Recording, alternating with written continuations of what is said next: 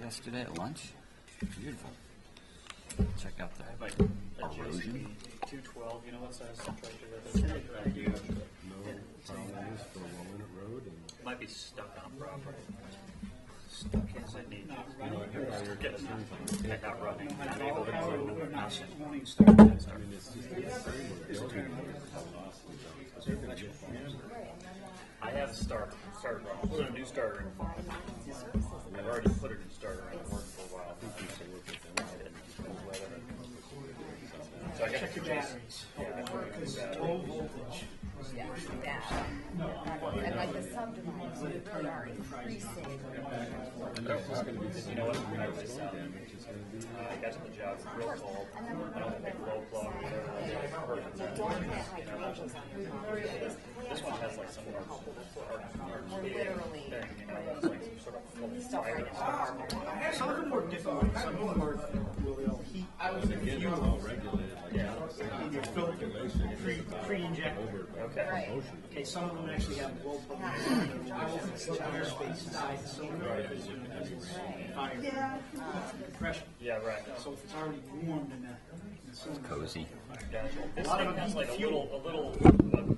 Or sometimes you like a Ford F-350 deal or some 0.3 diesel, but it's air. Oh, interesting. Ask and ye shall receive, Terry.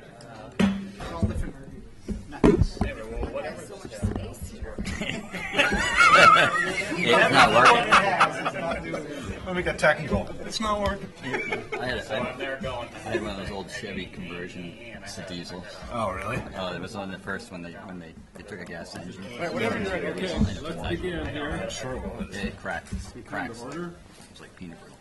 So let's begin the Nantucket Conservation Commission meeting for January 27th, 2016. A couple of announcements. Please turn off your cell phones or put them on, turn the ringers off. And take any extraneous conversations out into the hall.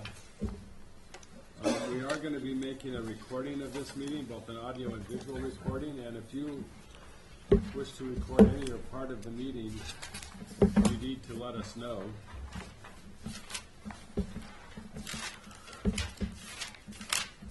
So with that, we will go to the public meeting, public comment. Anything from the public on matters that aren't going to be before us tonight?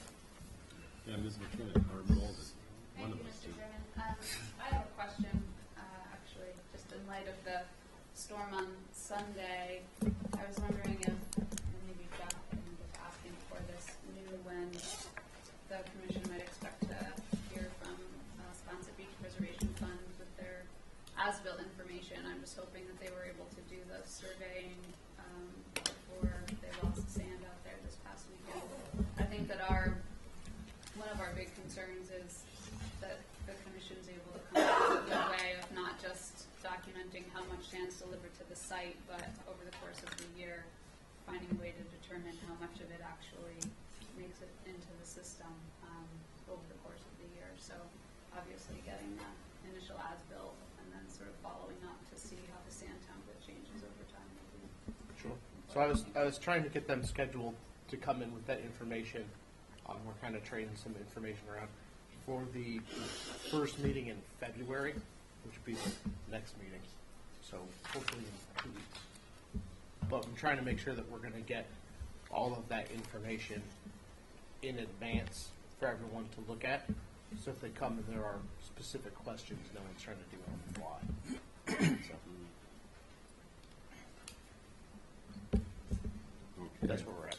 I will say, on a side note to that too, is they also be interesting to see because I'll have some reporting to do from the storm, but they did have some significant sand loss from that structure in the storm. Pretty much the whole face of it was exposed.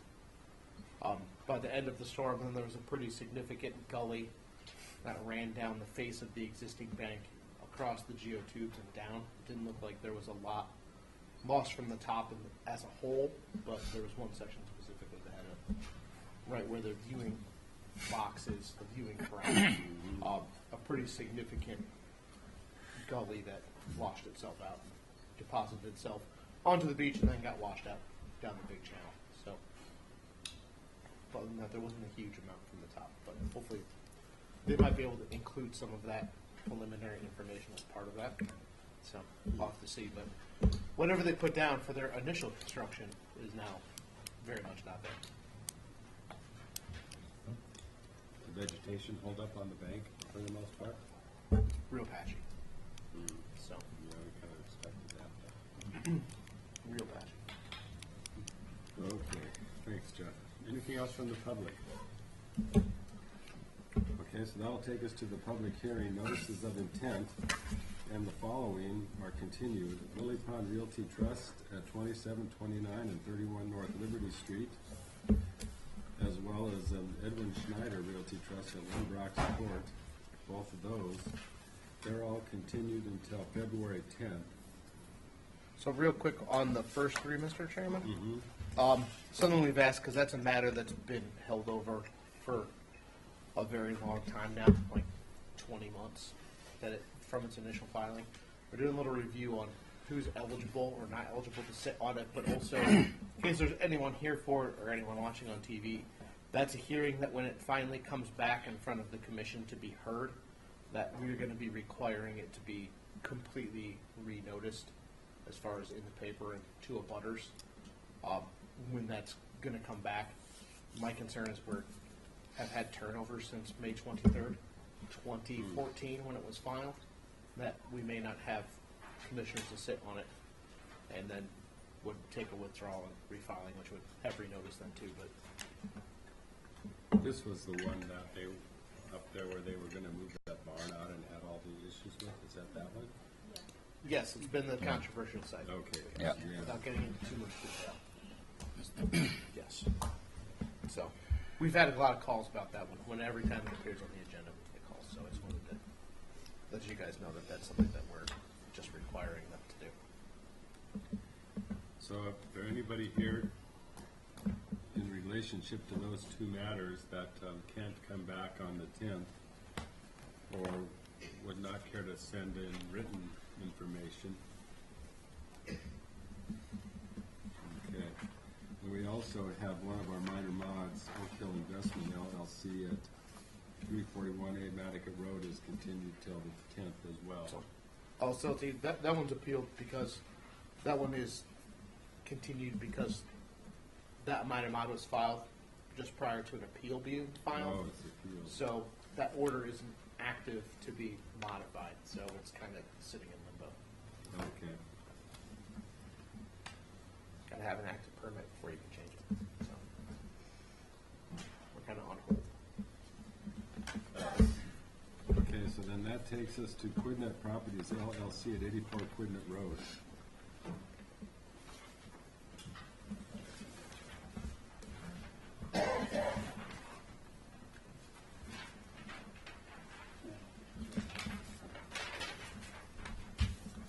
Thank you. For the record, Paul Santos with Nantucket Surveyors, representing the applicant, Quidnet Properties LLC. Also with me today is Chuck Lenhart and attorney Keith Yankow, who represents, Chuck is the longtime property manager, and Keith is the attorney of record for the particular owner. This is a notice of intent filing for a old cottage out in Quidnet on essentially 84 Quidnet Road. This application was actually issued, or the site was issued a notice of intent back in 2005 for a septic upgrade. Conditions were at the time that the work did not take place, the permit expired, did not have the benefit of the Permit Extension Act due to the dates, and we're back before you now as the time has come to replace a failed septic system on the property and do an upgrade to that system. The current system is a steel septic tank, which then services a leach pit, both located on an upland section adjacent to what is a coastal dune. So essentially you have a developed small, less than 10,000 square foot lot area, if you will, with the cottage on it. It's a 4-bedroom cottage. It has its own domestic well, and there are also domestic wells abutting the property and on-site septic systems abutting the property. The developed upland area goes into a coastal dune, which is vegetated with beach grass, then drops to a coastal beach, and then you go down to the actual water line on the beach. The dune line is depicted on your plan that's in front of you in orange. The existing failed system is in yellow, and the proposed system you can see is a tank system with a leach field component that is proposed along the back property line. The site is limited with regard to the location of the system due to the wells on the abutting properties and the well on the existing property. And in fact, under this scenario here, we're proposing to relocate our existing well in order to achieve a greater setback distance once this septic system goes in place on the lot.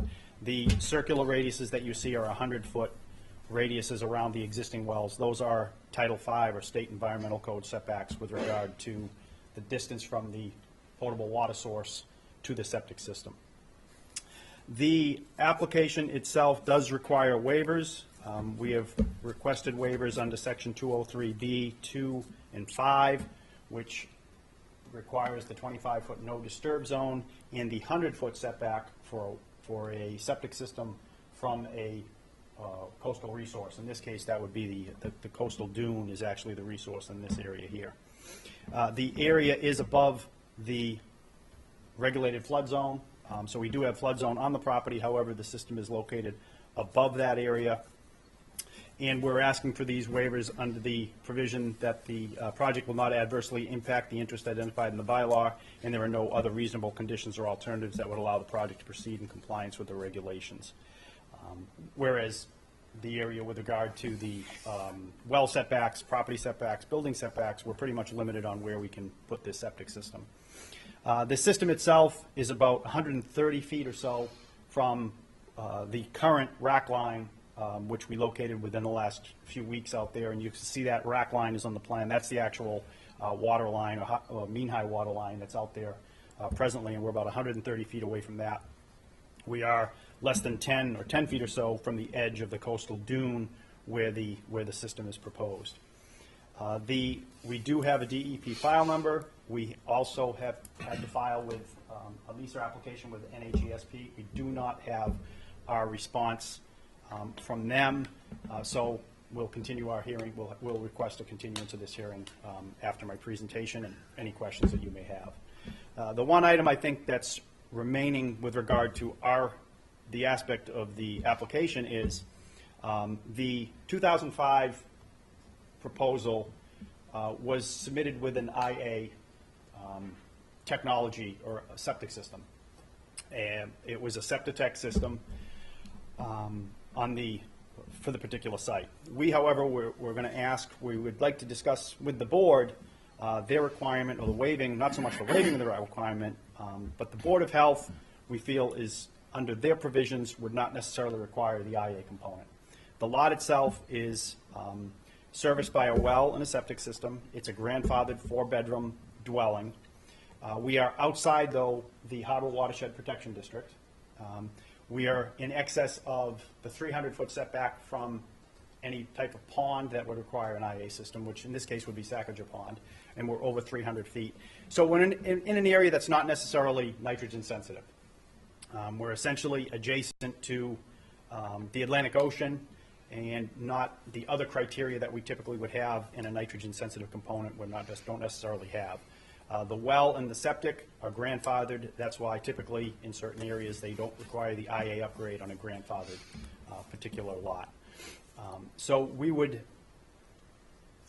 like to ask this board if there's specific discussion regarding the IA component that we maybe could discuss that today. If the board feels that they would defer to the Board of Health, I will then seek to obtain a letter from the Board of Health stating that they would not necessarily require an IA system in this particular area. I'd have that letter with me for the next meeting, and then rather than caught between the two, I believe last time it was more so a requirement of the Conservation Commission with the IA system than it was the Board of Health.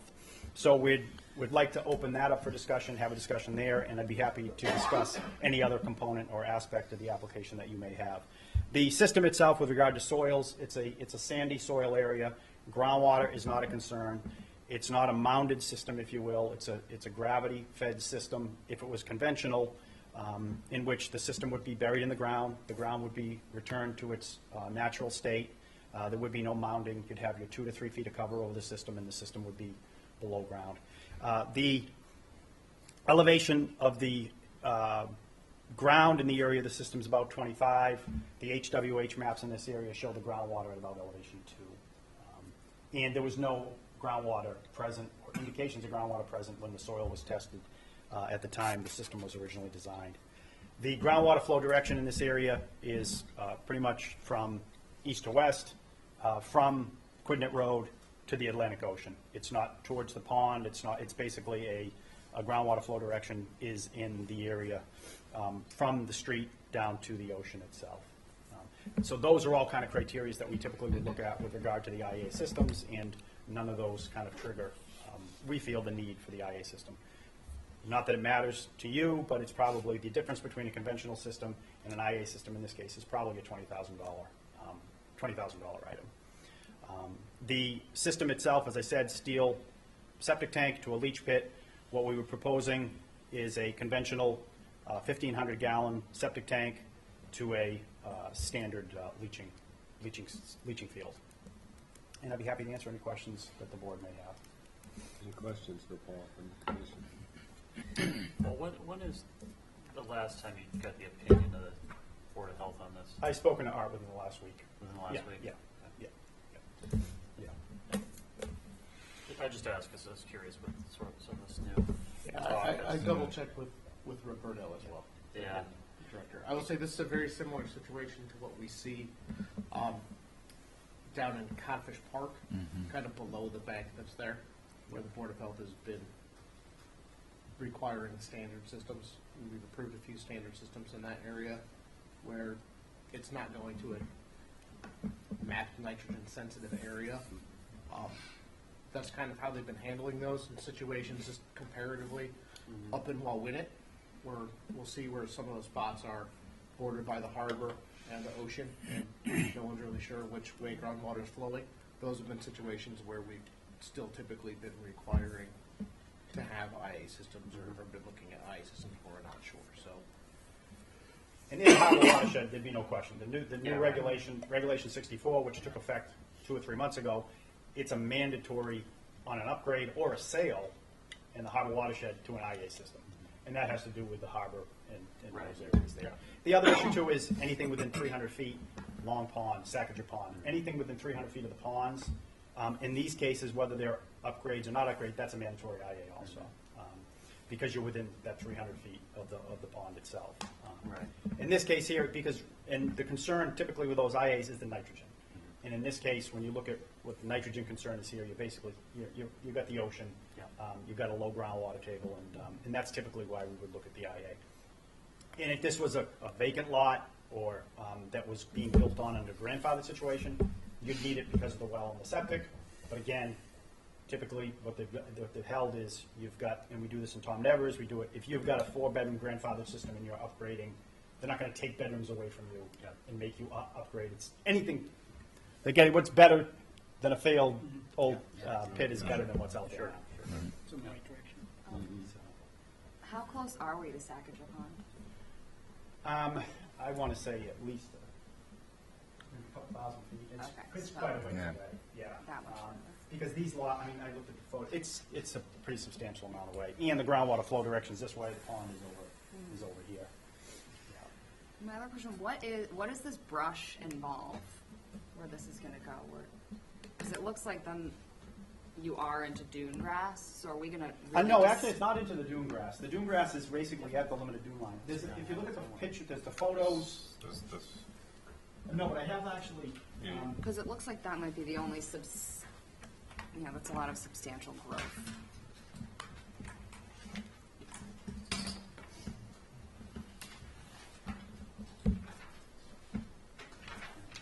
Yeah, that's the actual. This is the dune grass. Right there, you can clearly see the dune grass. The dune line is basically on that darker line right there, and then this picture here shows the area of brush that we're talking about. Okay, so it does. Right there. How close to that line? We're about 10 feet or so off of the edge of the dune. Okay. Yeah. So it'll be like right here. Which that area is going to need to be clear cut, excavated, then put back. We have not proposed anything in that area. It could be lawn, it could be anything that's not going to have a deep root system. That can be planted with we could have a planting plan for that particular area, and I wouldn't have any problem with, putting something back there Yeah. that mimics what's already there right now. Yeah, I think that's what we want to do. I'm just picturing, so now we get rainfall and we've cleared all this brush and then it's just right over the dune. They're not looking to get a big backyard or a lawn. They just want to get the septic in the ground. So we could replace what a similar situation. And I think Chuck met with the landscaper out there today and had some discussions on what they thought would be a good area to put back in there. Yeah, it's beech plum and bayberry are in there now, and then briar and some grass is what's in there. So it's all the natural stuff that goes up land on the bank. Right. So I just want to make sure we're not destroying the only buffer of that sort of habitat on our bank. I think that, as Paul said, when you look at the photos, we were looking at it today, that there's easily 10 to 15 feet of that could remain that we wouldn't even have to touch to do the installation. And then the parts, there are two places where we have to go in, and one is where we have to remove the old tank. That would get planted appropriately, and then the edge of the beach field too, where that stuff could all go back in. Yeah, whatever we did over the field too would then replicate on the area where we're ripping out, because the pit's out buried in that brush right now too. The existing pit. Well, that's something too that you guys could certainly condition as far as what goes back on top. We do also have 2 more weeks, so if they wanted to clarify what they were intending to plant back on there, hearing that question, they would obviously have opportunity to do that. Well, we might And then you as can well condition agree it further if you close don't anyway. necessarily. Yeah, okay, no problem. We're not looking for a highly manicured event there. It's kind of a low maintenance lawn. Even grass is not a, fertilized irrigated area. There's some irrigation on some edges, some hydrangea, but that's it. Any other questions? Okay, anything from the public? Okay, Paul, would you like to request a continuance for 2 weeks then? Yes, I would, but if I could maybe just add, is the sense I get is that if the Board of Health has come back with that letter from the Board of Health and the IA system, I don't, I think we're in agreement that that's, I would rather be safe than sorry with the nitrogen. Even though we're outside of the district. I just think the progression of the ocean, et cetera, we should try and go with the best technology available with an upgrade. How sensitive are our salt ponds to nitrogen? I know Humming Pond is more of a phosphorus problem, but what about Sacajah? No, Zaccageau is definitely It's definitely brackish enough that Brackish. nitrogen is kind of the controlling factor. It still is nitrogen in there. But again, I don't want to. Well, we don't want to. I'm not sure that this water is going to make it to Sacajou Pond at the same Yeah. time. So. It's a long ways away. So to make sure if we're going to require something, what we're requiring has justification. Yeah, I think that's a good point.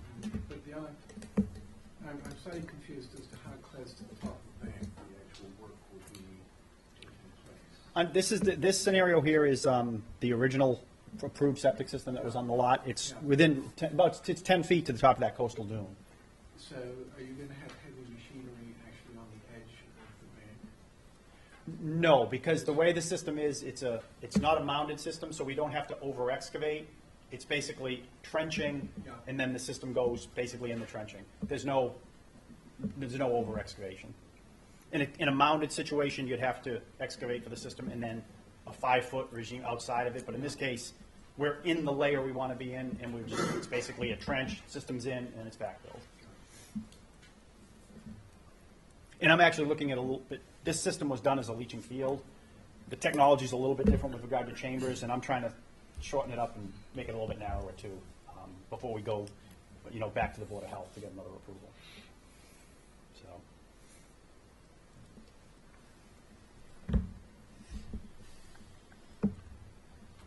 I think my feeling is I would go with the Board of Health on this one. I recommend. What do you guys think? Yeah, Just thinking, Paul wondered if we would be willing to just go with the Board of Health recommendation on the septic if they were okay with the typical Title V system, or would we want I would too, in this situation. In this case, I would go with the Board of Health. I mean, it's very much, like you say, like down in Wisconsin, in the park. So it sounds like we're good to go on that. Okay. Thank you. Okay, Sid, would you like to? And my letter to the Board of Health too, actually, I'll also put in some information about Sacagawea groundwater flow. I'll put more in there than just the Board of Health, you know what I mean? I'll show some reasons why we feel it's that way too, so.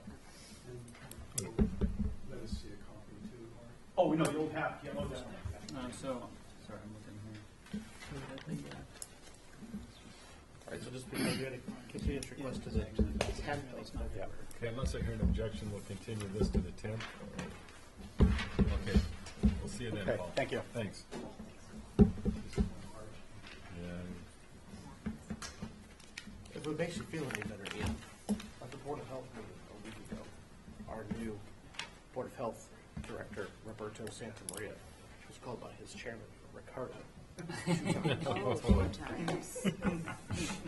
That was tough. That's bad. okay, so that takes us to Zarella at 125 Walwinnet Road. Which has led to all of us in the town now calling him.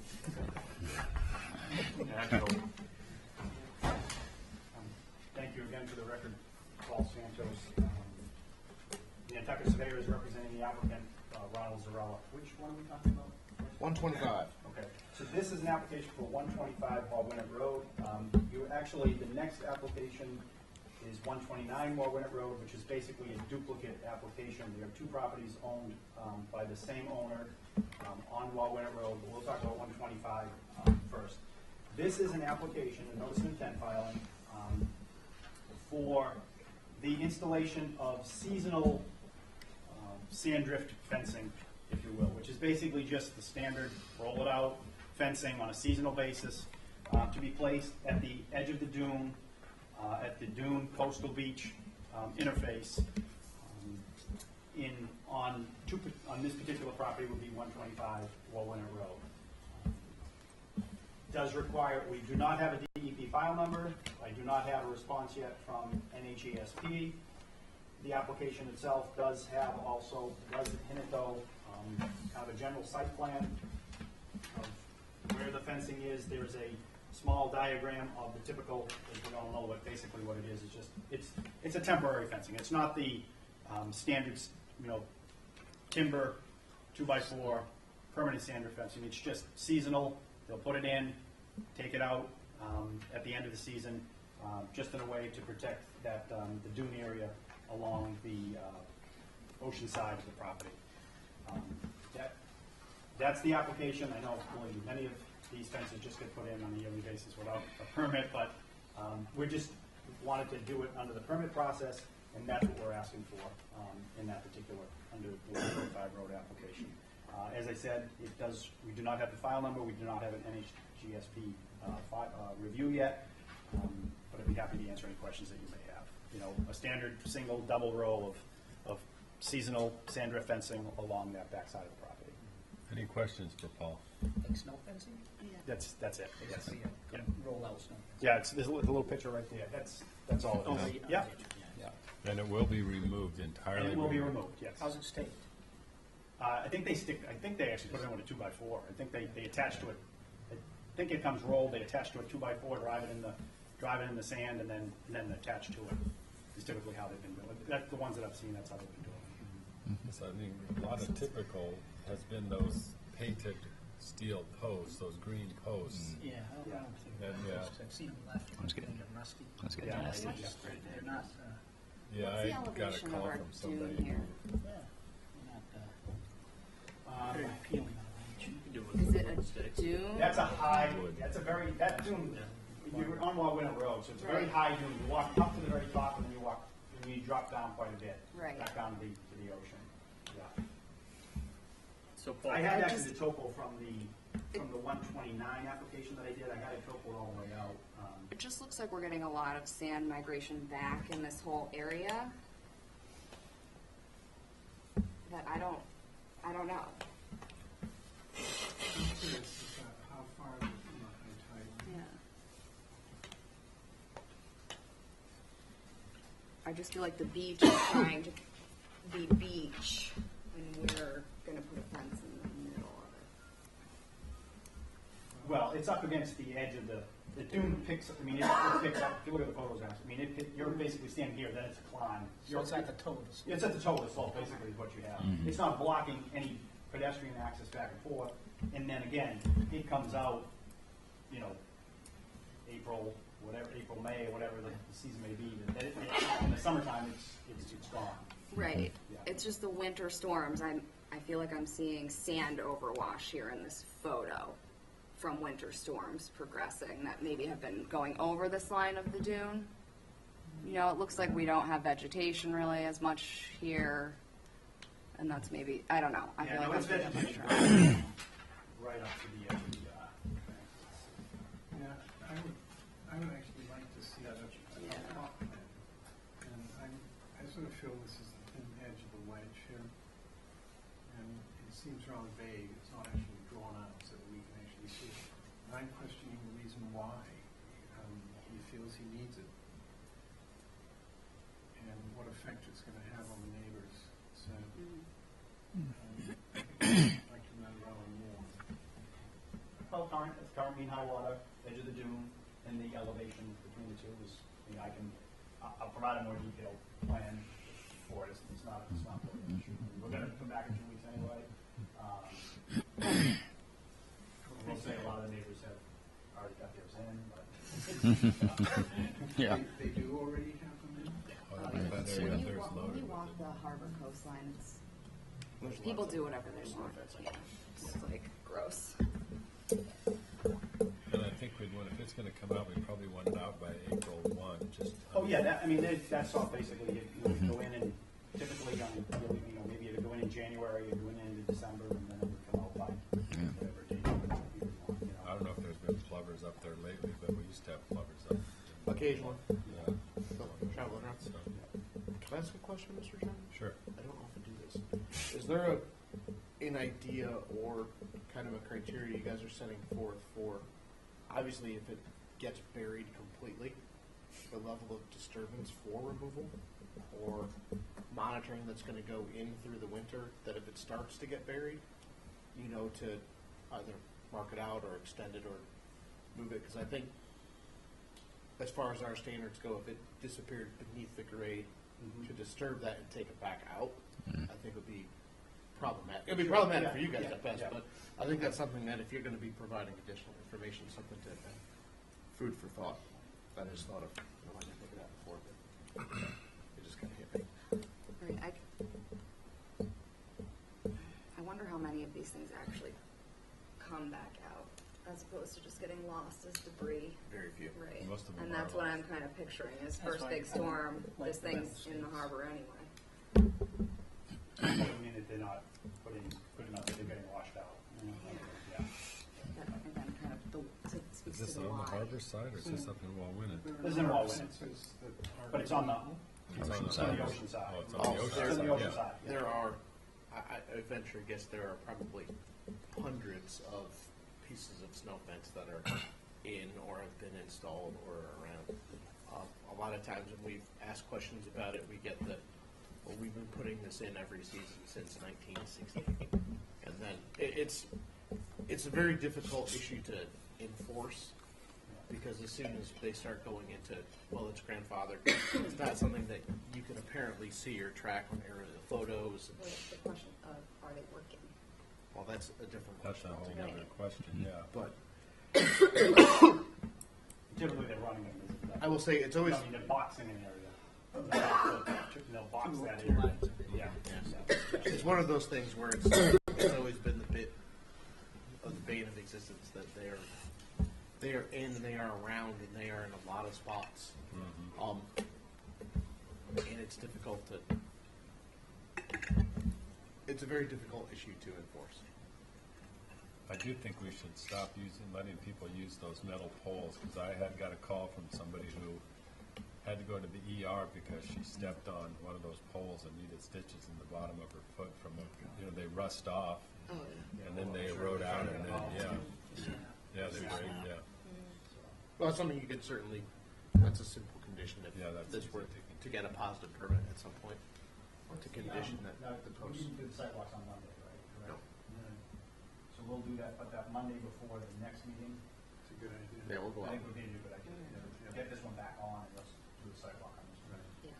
Okay. Okay. Anything from the public, though, before we move on here? Call this including parking and poles. I get called Mark quite a bit, actually. I have there's two people that I always know, it's always Mark. How you doing? You guys are around a lot of the same places. That's the problem. Parked in I'll get you guys sitting. Wherever the surveyors put out, the engineers. Okay, so, we don't have a file number on this one or the next one, huh? We'd be requiring continuous. Yeah. Either way. Yeah, okay.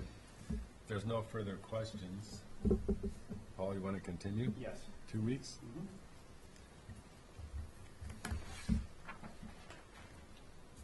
And just, should we even start on the next one since it's the same, or should we just? I would just ask for a continuance on 129 and. Okay. that would be- Unless I hear an objection, we'll continue that one too. Real quick, Mr. Chairman, just check if there's public comment on what's going on. Oh, is there any other public comment on 129 before we move on? Are there heritage issues with this? Yes. Yes, okay, Oh, so. So it's yeah. been filed, yeah, that's, yes. Yeah, it's definitely flubber habitat up there. This is one of those ones you'll probably start to see. They'll come back with seasonal restrictions. Can't even do work. Okay, so we'll continue these for 2 weeks. Okay, then. great, thank you. Thanks. Okay, the next three are fairly similar too, I think. Town of Nantucket, Quays Road layout.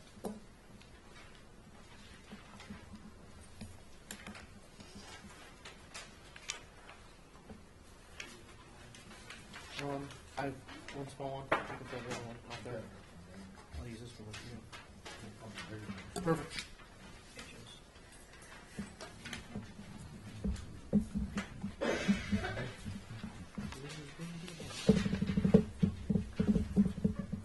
Good afternoon, my name is Dave Franzero. I'm the Emergency Management and Marine Safety Coordinator for the town of Nantucket. These are, these three projects, although significantly different, are all significantly similar in the sense that these were born out of the adoption of the coastal management plan,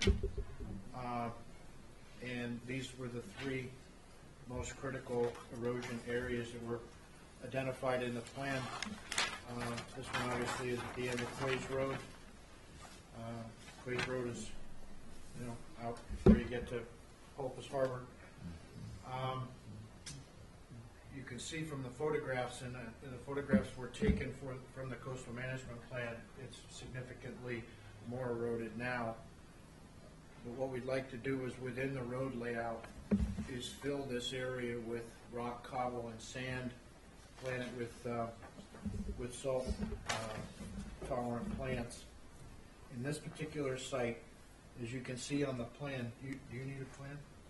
No, we just, yeah, we As saw. you can see, there's a footpath that goes Yeah. onto an adjacent property that's established, that has a very gradual slope to it. That's the footpath that we're gonna establish with signage and possibly some directive fencing to keep people from constantly going over this bank and damaging. What happens is, although different than the next two applications, this one, the parking lot drains through this drain over that bank. So another component of this particular project, we would like to be able to degrade the slope of the parking lot away so it doesn't continually to drain over that bank and continue to erode that bank.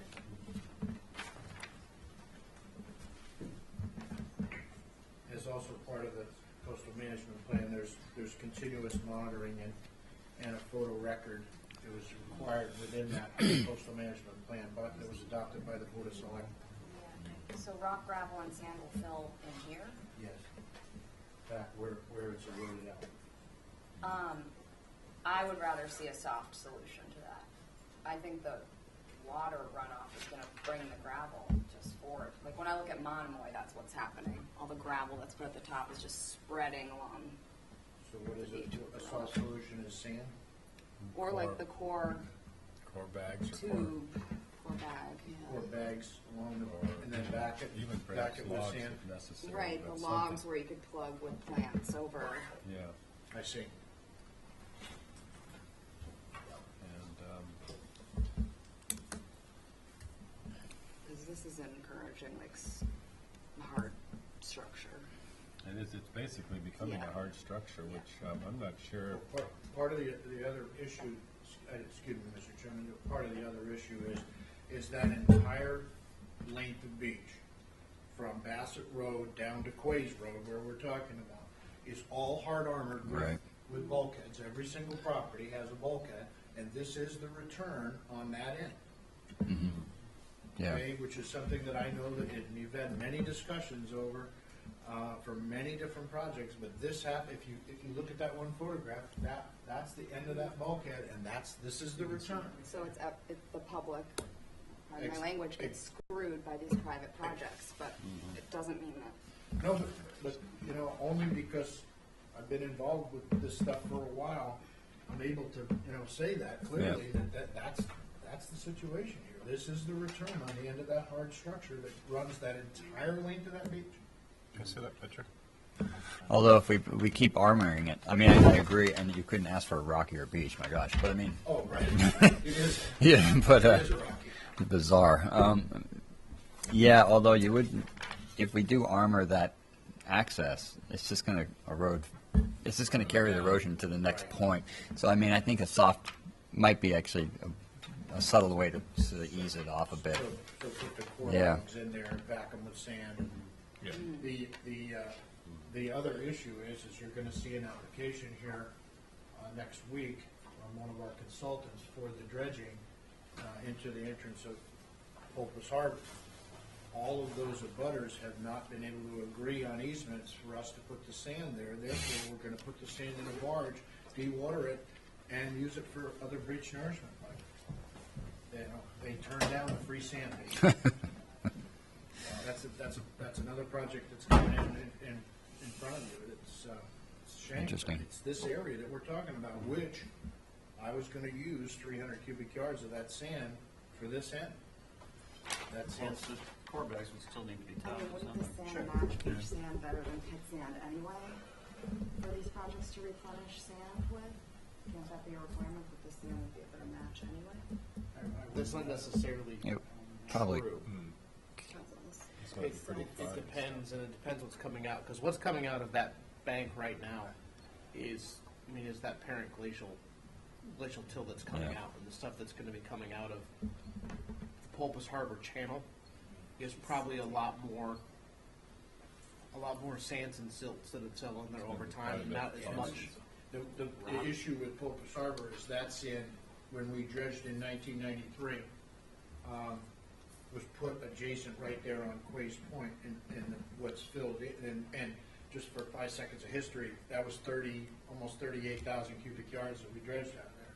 This dredge project that you're gonna be seeing in a couple of weeks is 9,000 cubic yards, so it's basically maintenance of that. That sand is all wind blown off Quay's into that channel. Yeah. So it's wind driven. This, I can't, Jeff has to speak to this type of sand, I don't know. It was where really came from. sanded. I'm sorry, It was very sanded. I see. Sand, not, That's usually when you have those dredge sediments, they tend to be very sandy, especially the upper part that you're taking. And they can be reflective of it, but it's so dynamic and turned over so much, and there's so many things that settle through. I mean, it probably came from that beach originally, anyway. Right, from all these It's problems. just filtered down. You're So I mean, exactly right. it really, yeah. Can I ask another question, Mr. Chairman? Sure. I'm just trying to get the sense of the board a little bit. So I'm trying to puzzle out the permit in my head. So I just want to see if the appetite of the board is more towards leaning towards a softer solution like core or jute or some sort of log or netting that's there, or would, I just want to be sure that we're understanding it correctly, and Dave can correct me if I'm wrong.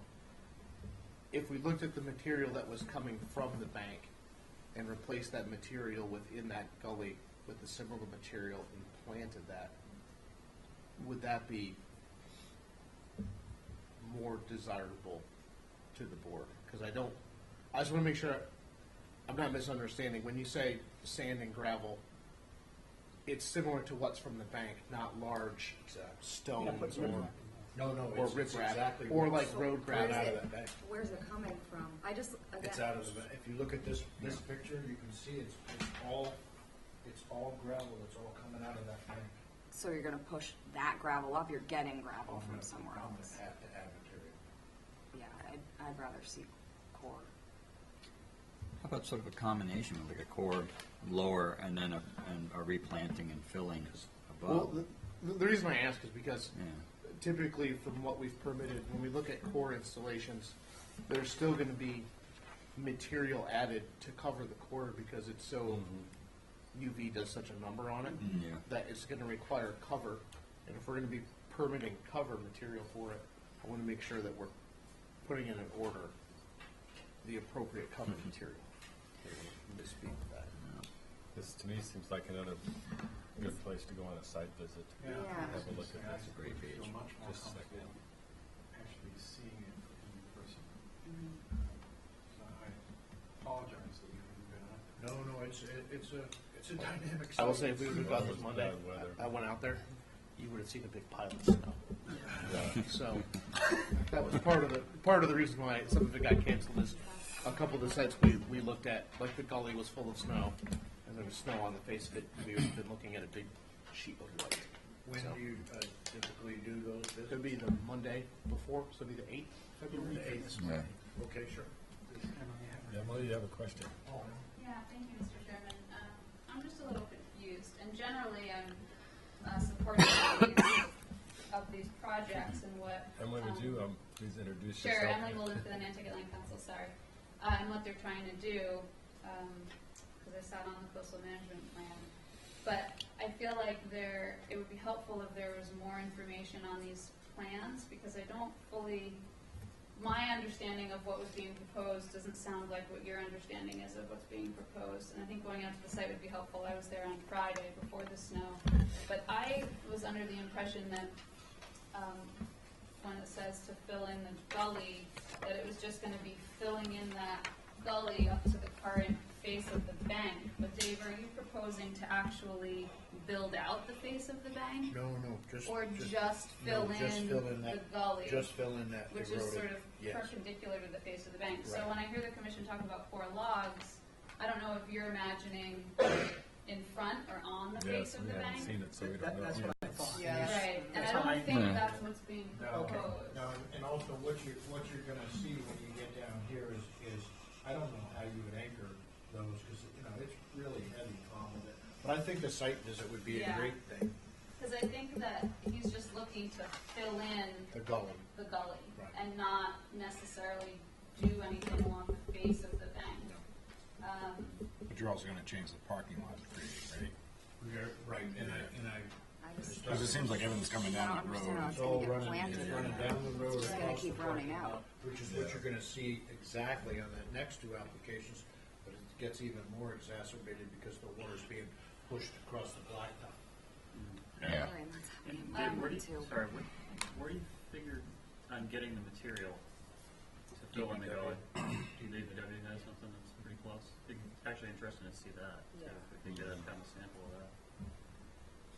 If I may, Mr. Chairman.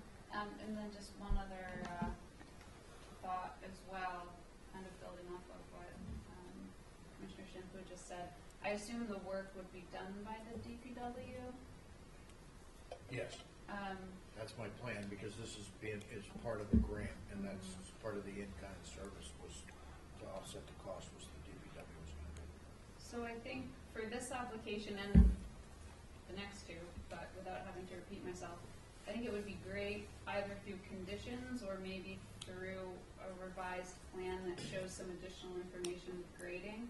The commission, when permitting this, should have clearer detail of exactly what's going to go where and where vegetation is going to take place in a planting list, because I don't have any way of knowing, as a concerned citizen, if the DPW folks who are gonna be out there doing this have done this sort of work before, and if this is the plan that they're going off of, I think there could be some confusion as to how it's gonna be constructed and what exactly the finished product is gonna look like. So, just to keep that in mind going forward, that the plan that's on the record hopefully will be something that can be used to actually get the job done as well. But it sounds like a site visit would be great. But I think that there should just be a little bit more detail or conditions about the plants specifically and how it's gonna all be accomplished. But otherwise, supportive of it. Thank you. Thank you. Those are good points, Dave. Yeah. We Certainly. should have- So February 8th? Is the viewing, yes. Yeah, that'll be the viewing, and then we'll continue this until the 10th. And we're waiting for natural heritage on this too, so we would have Okay. had to continue regardless. So. I did have one quick question. That area for the footpath, it looks like someone's driving down it.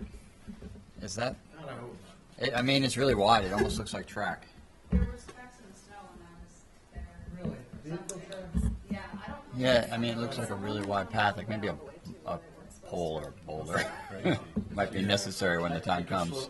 I can actually, some of the tire tracks there, I can say, I'm aware of a vehicle that went down onto the beach because I was present when it happened, because we were offloading. We had a pretty significant seed stranding there. Yeah, I thought And that we might hauled be. off. There's no real way to access it, and if you ever picked up one of those big fish totes, Yeah. that scallop seed, when you pick it up, you get a lot of rocks and sand and junk that it's easier to offload it. So we just put it on, took off the, I think we hauled off from that day, probably about 80 bushels of seed.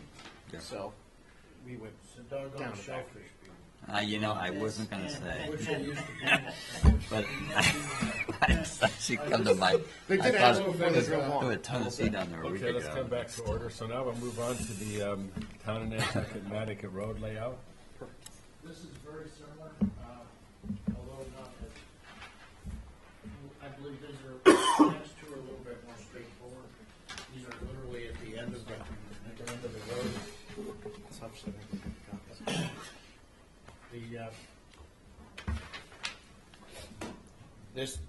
These pictures, again, I apologize, are old, but they show clearly the issue of the water pulling on the blacktop, running out the blacktop, and then eroding over the bank.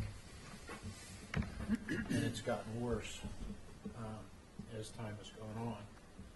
So what we're proposing here is to break that blacktop up, take it out. And as you know, the Jersey barriers there are already at the intersection of the end of Nantucket Road and Ames Street. So we're going to take the blacktop out because what's happening is the water is running along, sheeting along the blacktop over the bank and is creating this gully again. Very similar situation to Humboldt Pond. As you know, the house on the, I guess it would be on the west side of the road at the end here has been moved back, relocated. We're trying to also figure out what we're gonna do when and if we lose this intersection for the access across Millie's Bridge to Smith Point. Thankfully, the town does own a little bit of land over here, so we can widen the road a little bit, but that's, an argument for another day. But this, again, is in accordance with the coastal management plan as a recommendation. So we would remove the old road base 15 feet back from the bank, relocate the Jersey barriers to the edge of Ames Street, fill the sand slope gully with rock, rubble, sand to vegetate, establish a sacrificial sand berm for wave protection. I think this is something that is done in many, many communities, especially on the Cape prior to these big storms. You saw it on the Jersey coast the other day, where they're pushing up these big piles of sand. We have to be more proactive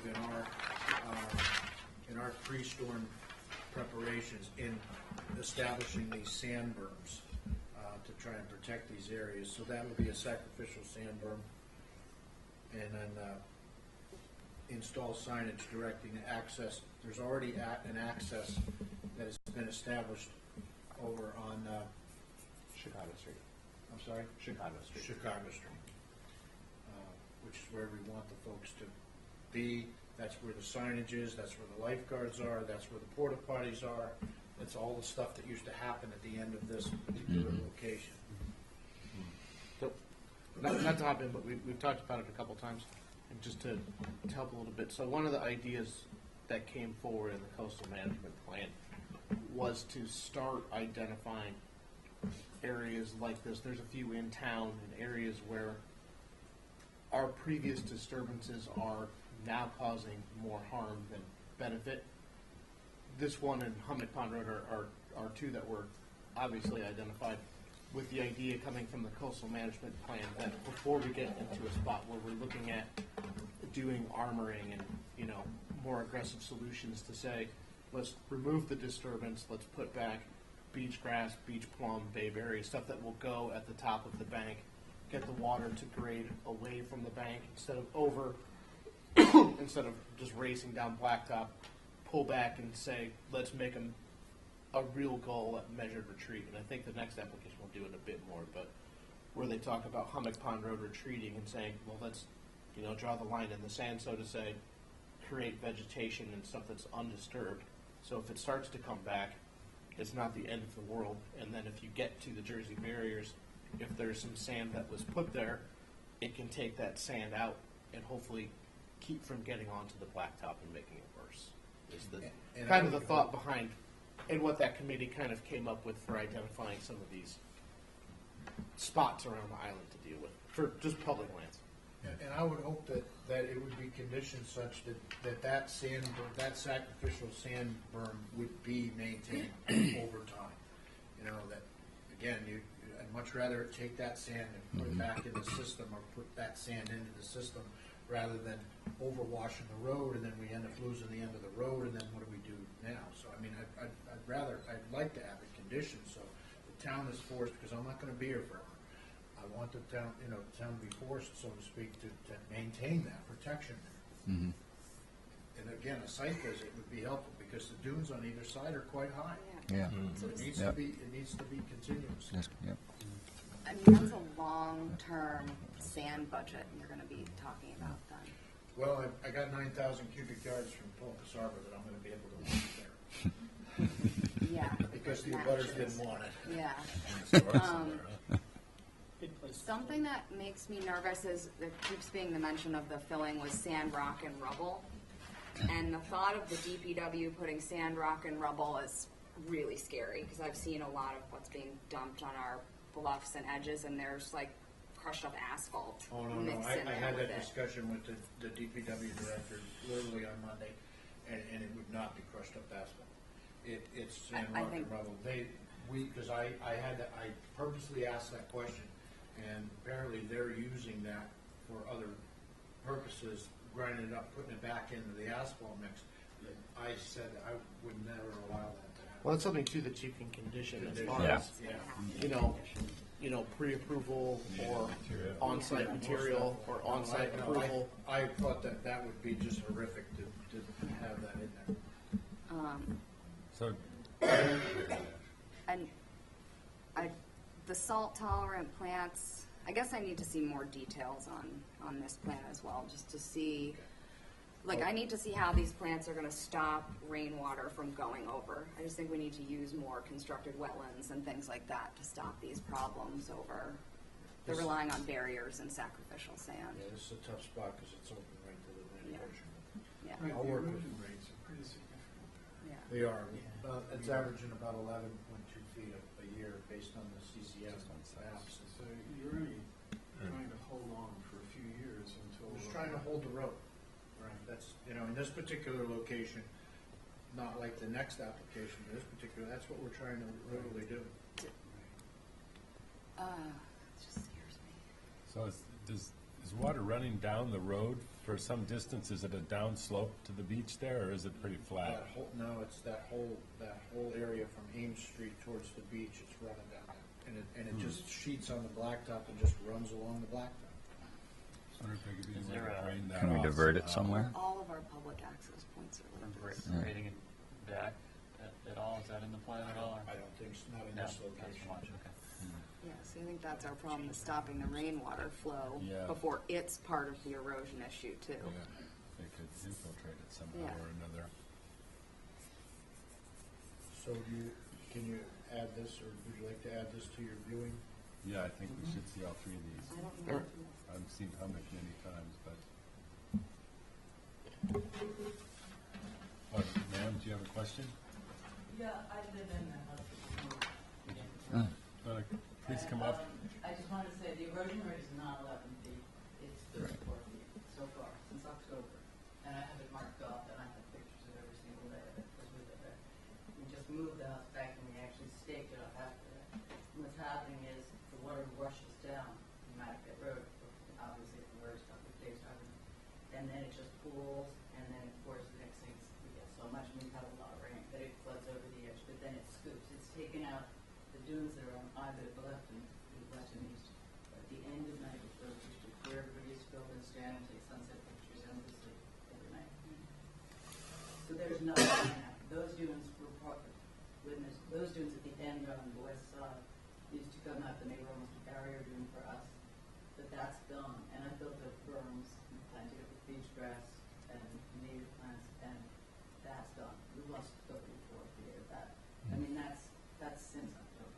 And so we can't pretend it's 11 feet. I know everybody in the state says that, and I understand that, but I've seen it. I walk it. I live it. So I'm really concerned about the fact that it's kind of being just sort of disregarded because it's only 11 feet, which is a tremendous amount of event, but this is 34 feet. We moved the house back as far as we possibly could, and now I can just show you. If you come out for a site visit, I'd be happy to show you. You can't miss it. Which is your property, ma'am? It's called the Sea Breeze. It's the last house on the right. It's now on the corner. Would you introduce yourself, Can you say please? your name for I'm our sorry. record? Lorinda. L-A-U-R-I-N-D-A. What's your last name? Person. Licking. Licking. The 11-foot number is from the Mass Coastal Zone Management. That's an Yeah, average, that's- yeah. Yeah. Whatever the current erosion rate is, Well, I could believe 11 farther down, that's for sure. It's only Needless to say, Yeah. whether it's 11 or 34 feet, the Nantucket area is an area It's a that's problem. highly subject to erosion, and a lot more than other spots on the island. So it's actively eroding. Probably right now. Anything else from the public or the commission? Okay, so Dave, you want to continue this one too? Yes. Okay, so unless we hear an objection from the commission, we'll continue this. Okay, thank you. So that takes us down to Hummock Pond Road.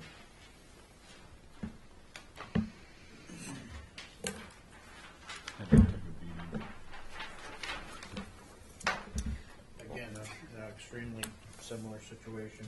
The only problem here, I guess the better news here is that it's at the end of the road. We're going, what's going to happen back on Ames Street is what's going to happen is going to be could end up being a public safety issue if we don't have the ability to be able to use Millie's Bridge to get to Smith Point. So this is the end of Hummock Pond Road. Obviously, you've been there 1,000 times.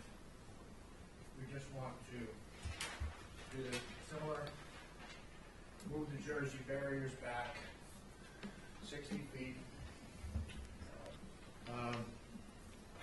Move the Jersey barriers back 60 feet. And again, break out the blacktop so it doesn't have the ability to sheet there. And run along. Back to Jersey, fill the gully, plant it, back to Jersey barriers with some sacrificial sand. Identical to what we just talked about. So this is another one where I'd like to see a significant planting plan to stop the overland flow. I see. I'm sure that's something your commissioner can help me with. Kind of messy vegetation on both sides there. It's a lot of Japanese black pine. I'm trying to get a fire in there myself, but I'm not being very successful. I mean, it might be messy, but it helps infiltrate, Yeah. know, Oh, it yeah. breaks the rain flow. Yeah, it's vegetation. Yeah. Yeah.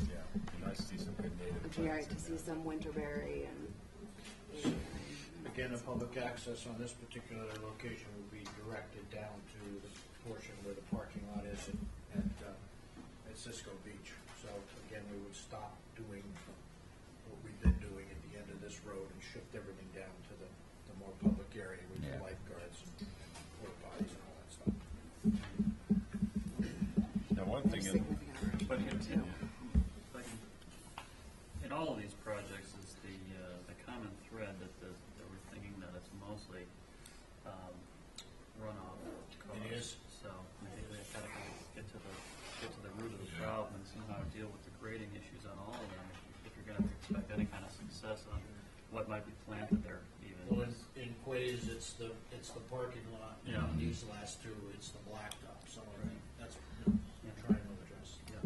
But even this speaks to like when there are abutting properties, how they're managing their stormwater. I hate to keep saying Monomoy, but when you look at what abuts our public properties, everybody needs to manage correctly when you look at this stuff. something else, Dave, you know, since people do access the beach through here, you know, they still park up and down, even though they have the land bank parking lot down there, they still, and on these last couple settings in particular, some beach stairs might be beneficial, because I know on this whole bank down there, people start climbing over the bank, and pretty soon you got a gully, and then you've got a gully that just keeps growing and growing. I agree. I mean, there's so much in the summer. Those- You go down there, those people aluminum, taking pictures, kids. and- Yeah, the aluminum works pretty well. One further down at Cisco works pretty Yeah, it works quite well. Pretty well. I know this isn't HDC appropriate, but having signage Yeah. at these places, explaining how important our dunes are We to don't, people. you know, we used to do that, but we don't do that anymore, and you're Especially exactly with right. these funded projects, it should Well, almost be that's incorporated. why you see every one of my applications, it says, you know, appropriate signage with, you know, direction, fencing and stuff, because I think you're right, I think we missed that. Yeah, the Yeah. I public like the directional education. fencing on the. Yeah, we've missed that. Yeah. Yeah, direct them right to a set of stairs. I know one of the original concepts for this, for Hummock Pond Road, where we had more space, was to bring it back to where that kind of angled-in parking is. Stop it there and literally fence off that section, so you either have to go over or around a split rail fence that was going to run across, Right. and to direct everyone to the singular point for that purpose. Especially because there, again, the banks on both sides of that, you know, area are high. So if you fenced across that, put sacrificial sand there to deal with the storm threat, again, try to get the disturbance moved someplace else. Yeah.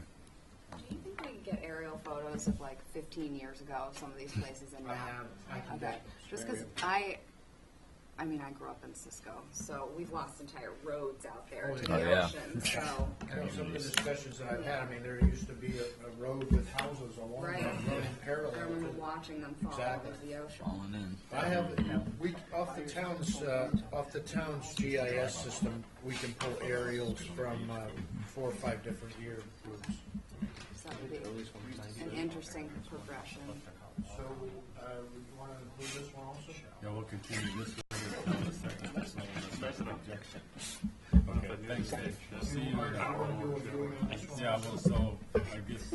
Yes, we'll just schedule, I'll just schedule it around. Ideas and- Yeah, yeah, Yeah, yeah. and we'll get together about some of them. Well, the planting list, I mean, They wouldn't have washed the dishes.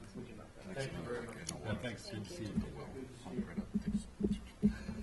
Okay, so that takes us to amended orders. One of my favorite names here, Cylon Elves LLC, 286. Already? I'm in the Sarah Octay everyone. It's pronounced Salon. Salon, oh, so it's like where you get your hair done, not that country over there. It was the original name of Sri Lanka. Ah. I listen to Sarah Octay occasionally when she's Like you learn Yeah, something new what's- every day. Oh, perfect. What should we call you? You're not art anymore. What a Polly. Also, Before the applicant, our guest, Farrell Blackwell Associates, before you tonight with a request for an amended order of conditions and the current project that we had permitted last year with you, which was essentially very much so residential redevelopment, modifying one of the structures, taking away several other structures, structure, replacing a failed cesspool that basically had an overflow pipe to, the resource areas with state-of-the-art septic tech that actually goes up to a pressure distribution system outside of the 100-foot buffer zone. So what's happened here is the landscape plans basically become a bit more finalized from the original application. And there's a couple things I'd like to go over with you that we're requesting an amended order of conditions for. First off, we've included the landscape plan, so it's essentially to permit the final plans.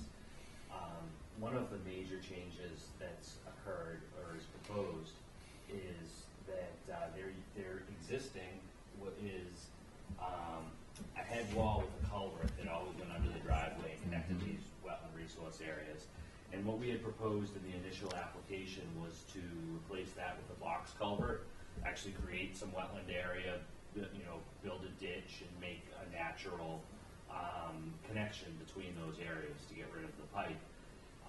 In finalizing the design, what we've realized is the installation of a box culvert requires an awfully lot of excavation. You've got to set footings for the box to then sit on, and quite a bit of disturbance, as well as you've got to have a precast concrete box culvert made off island and truck there and whatnot.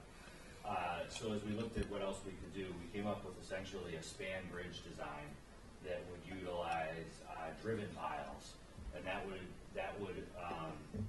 minimize the excavation to basically just what's needed to create the ditch, to rip the pipe out and create what's going to be essentially a natural intermittent stream bed. And so included with your packet, I guess one of the things I would bring to your attention would be the structural engineer's bridge design. And so what we would be doing would just be to drive timber piles using much the same way as is done on the beach for the drift fence, a vibratory head on the end of a track excavator. We would install the piles, and then we would use steel beams across the piles, and then we would deck those.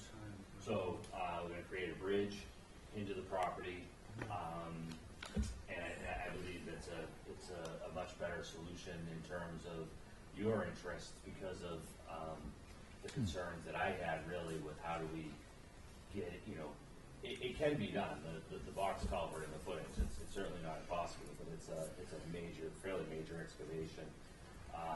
So this is, what we proposed.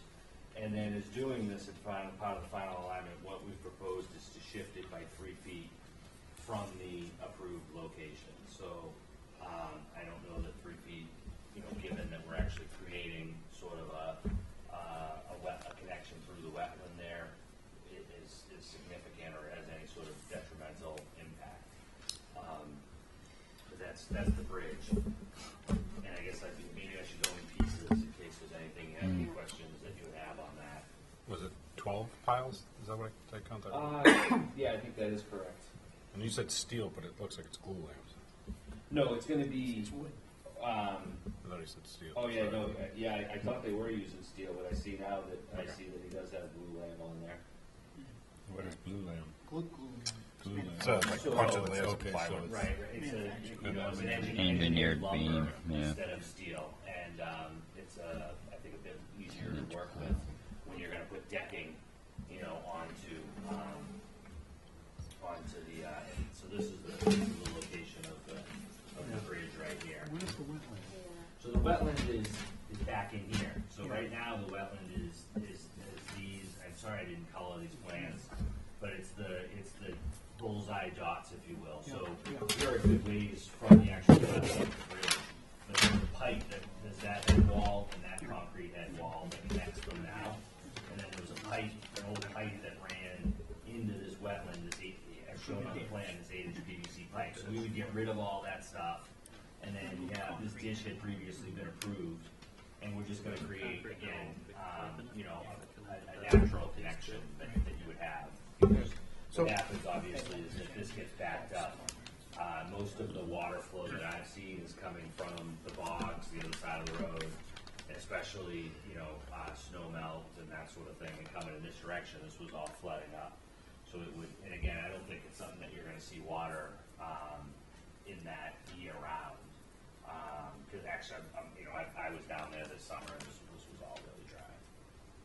What's a gap between the decking, just for light, because It wouldn't be light penetrating, that's, it wouldn't be, it would be shaded. Yeah, because I did one 25 years ago, whatever it was, and there's actually, the vegetation still grew underneath, still going strong. We're gonna be, fairly high in elevation, comparatively, so that I think you'll also will get, some sunlight on the edges as well. The ditch would be down around 8, and, I think they have the bridge up around, 11 and a half. Okay. How long is the bridge? 24 feet. How big was the culvert originally planned? 8 inch, just an 8-inch pipe buried. Wow. So it was just a PVC. What the previous concrete pole? How big is it? 14 feet by 24, and this I actually have drawn at 15 on the width on this because I added the railing width. Okay. And then I told the contractor that, he said, well, we're trying to narrow it down. So I figured it was still better to come to you with the last thing they told me, and worst case, I come in with an as-built and it's less. Okay. Yeah, that was a big culvert. Exactly, to get that shipped here and constructed was gonna be logistically difficult. I mean, again, we probably would have done was to narrow the culvert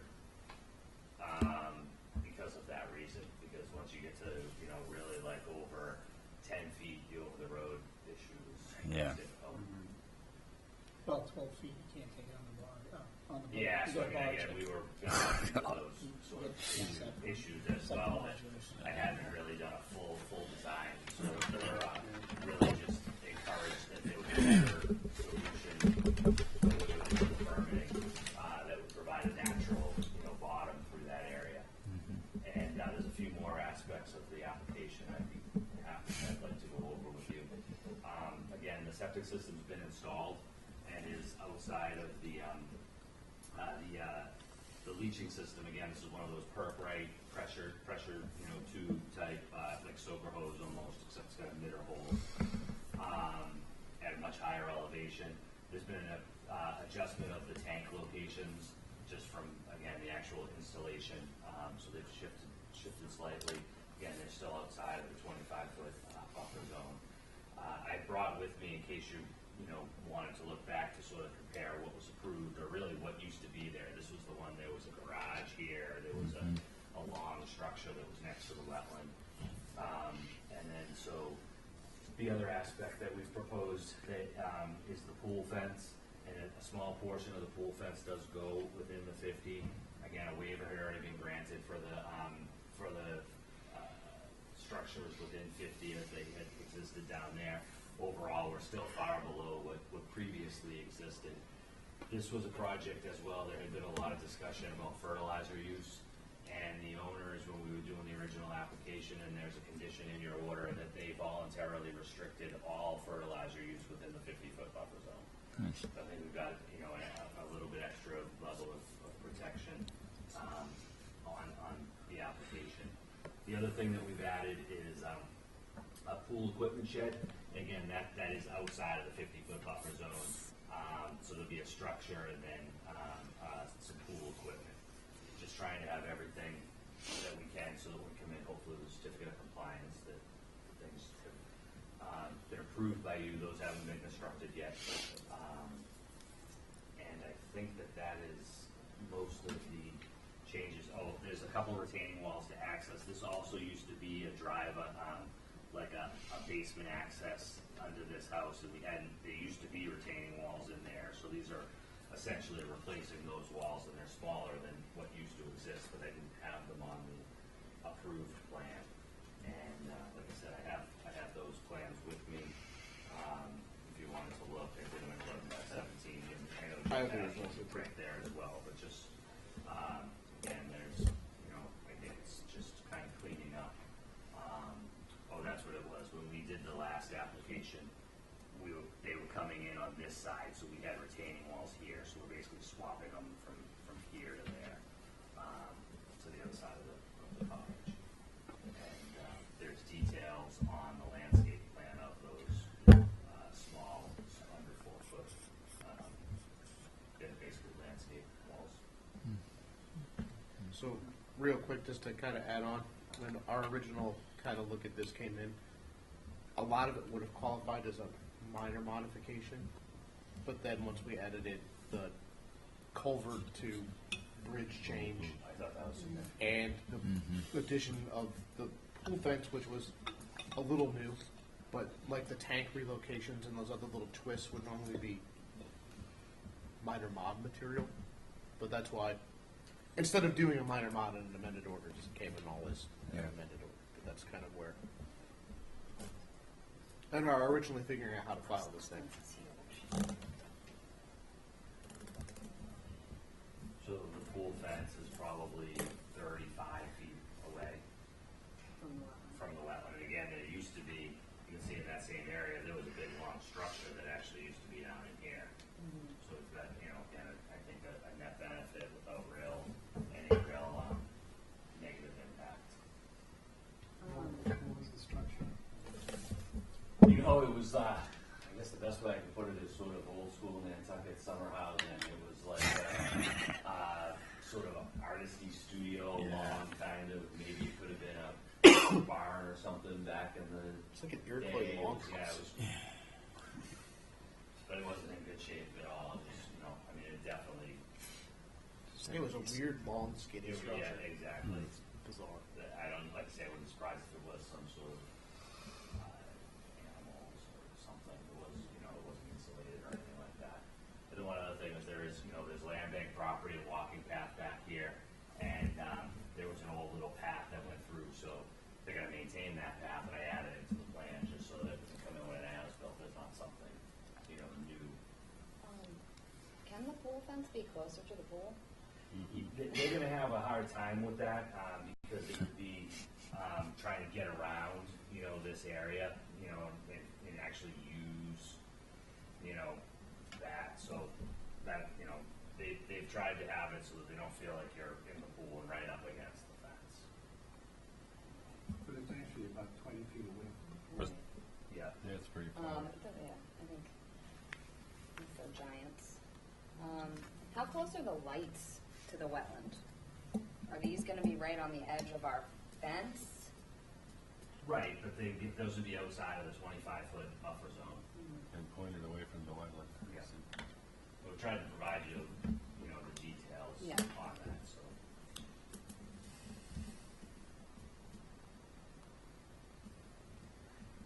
It would be a really tough situation to try to keep the, you know, up here, if you were to go to the 50 on that fence, it would be, you know, problematic, as you can see on the landscape design. Yeah, I guess I take problematic as like, it's all relative. I'd like to see the fence outside of the 50, personally. I think there was a lot of restructuring on this property, and I remember being a little uneasy with it. Even though structures were moved out, it was like these structures that didn't have as significant an impact, in my opinion, as the pool with lights and all this other stuff.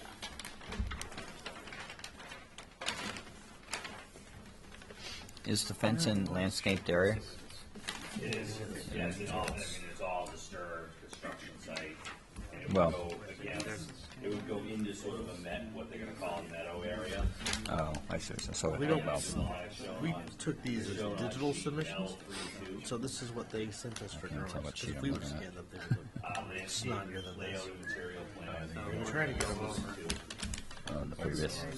That's the okay. I saw a planting one. L31, We've got a lot of different conversations L32. going on Got here. it. Well, I'm just trying to. Oh, I got it. On these plans, Wake up. you know, Thank you. I would like this plan to kind of expand so that we can actually really, that they really become legible. I have, Well, this is sort of a separate discussion. Sorry. No, not at all. I don't mean to interrupt you. We'll take that up in the commissioner's comments. So, Where are the lights shown? They're on Yeah, sheet, I think the detail sheet, the second to last, maybe. it's the second to last. of And on this. L1 shows the lighting fixture specification, so they're shielded down.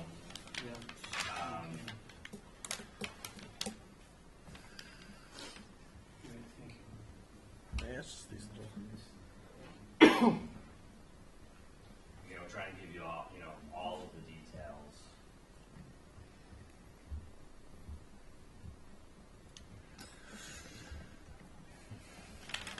And perhaps, if I may, just because of, you know, how close that would be, you know, maybe, and I'm not trying to trick, but maybe like a 40 or even a 45 foot, but condition it that way, minimum setback as opposed to the 50. Yeah, because I mean, they could Revise have, that. they could have moved their pool over, you know, I The think that. pool's in. Right, but you know, like, ahead, if they needed Well, so we much couldn't come too close to the space. septic. We had 20 feet from the septic too with the pool. Right. So, you know, maybe it could have come a little bit that way. Yeah. But that was another factor. So, But I think we could make, you know, I think 50 would Could be have been very kidney-shaped difficult, pool. and I think in the overall, Could have been a kidney-shaped you know, pool. benefit that's been recognized from the site, and all of the open space that is being preserved. I don't know that there'd be, you know, particularly negative impact for that, you know, fairly short length.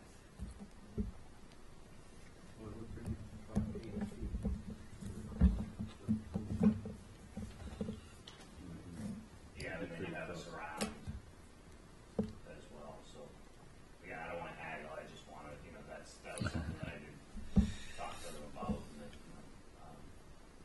felt that was sort of important, and they already had it, you know, kind of, they're not trying to push it all the way down to 25 or further in, they were trying to, or even to the edge of the disturbed area, and then, and you can see from, there's gonna be extensive restoration that happened sort of on the whole outside of that area, that before was all,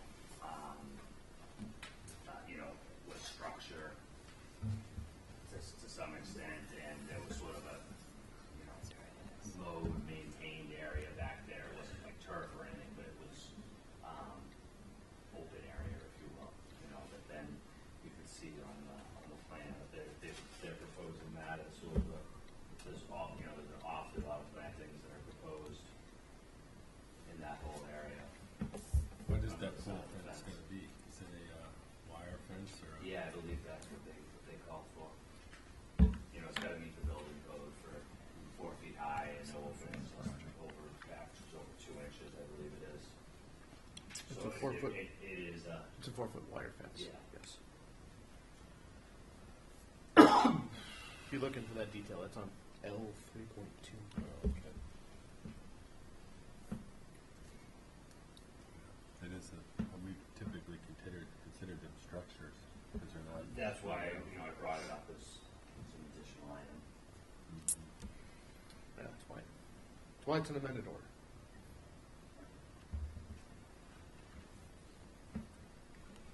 And again, I would say that length is, I should have my scale with me, but I apologize, I don't, but it's, you know, 507 feet overall, given the overall length of the buffer zone, it's fairly small.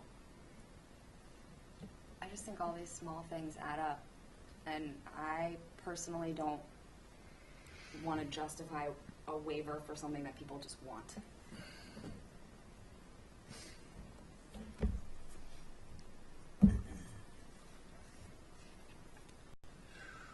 That's a good point too. Yeah. I mean, it is. I mean, they chose a pool of a certain size to be that close to the wetland. You know, I should have thought of it. Yeah. I guess.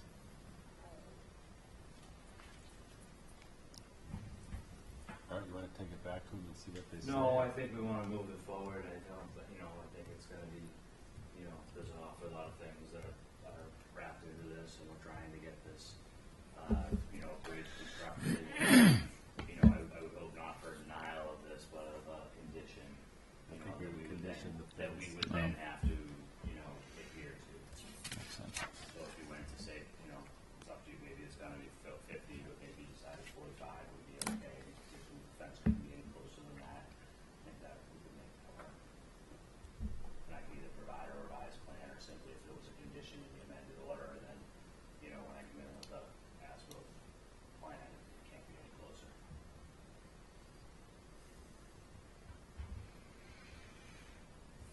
if you're curious, this is there, I actually included this one. The first draft order in your drafts there is for this project. To include some of this. So, if it helps for conditioning, if that's the route you would like to go. We can certainly talk about that. It would probably be good to talk about that while the hearing's open, and then we'll close the hearing, and then we can decide to issue an order or not if we close.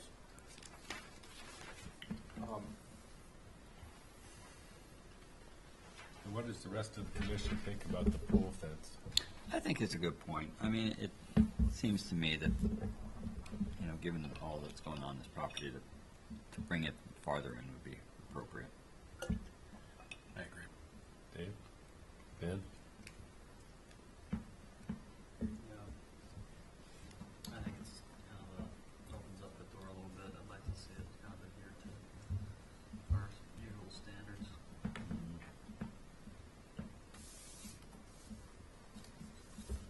Okay. The bridge is a good change, though, from wildlife usage. Yeah. They're a lot more likely to cross underneath that bridge than they are to try to crawl through a culvert or go up over the road. Or I'm good with the bridge. That'd be Yeah. good. The bridge makes sense. It's not so high the kids won't be bungee jumping off of it or anything. And we got rid of the retaining walls. That's right, along the pool. Along See, pool. that's what they were trying to use before. Yeah. That's what, you know, it's not that we didn't have a fence, they were gonna have retaining walls there, to meet the code. And they decided instead to can do a get rid of the retaining wall? retaining walls and use just Yeah. a fence. Again, then most of this scope of these projects, this kind of stuff develops Yeah. as they're working on it. Right. But again, you know, the fence isn't in or anything like that, that's what we're trying to be here now. And so I guess from what I'm hearing and the consensus is that, and just so that, I guess, it may be best just to provide a revised plan with the fence at the 50-foot buffer zone. And then you could just.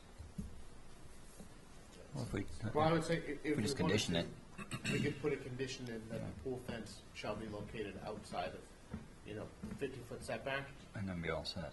And we'd be good, and then when the COC came in, or would have to clearly demonstrate, especially if it's a condition, that the fence is outside of 50. Or the other option would be to come back and attempt to further amend it to a different distance if that's what they so chose, but then the rest of the aspects of this would be underway and under development, Yeah. so. Okay, that rush. Yeah. Okay. So we need to, if everyone's happy, we need to close the hearing first. I know we usually do it together, but for this one, since we're gonna have some discussion, Yeah, we'll wait. if we're ready to close, we can close. Okay, do I have a motion to Wait, close? you might want to check if there's no public. Yeah, public comment on this, sorry. Not that it's just Emily, but Yeah. And it's all public. we hadn't asked any, What happened to our public? we hadn't asked for any public comment, so I thought before we closed it, we should at least Okay, yeah, have you're the right. token. ask. Thank you for the. Okay, do I have a motion to close the hearing? Second. All in favor? Aye. Any opposed? That carries unanimously. Thank you. Thanks. All right, so the town drafting here, draft orders there, Okay. is for this, so I added, to condition 20, is the sentence that the monitoring report that we had in for the box culvert in the ditch to be changed to include the bridge instead of the box culvert. Because if there's no box culvert, I didn't want to get clever. And then from the sounds of it, we would have now a condition 24. That would simply read the pool fence.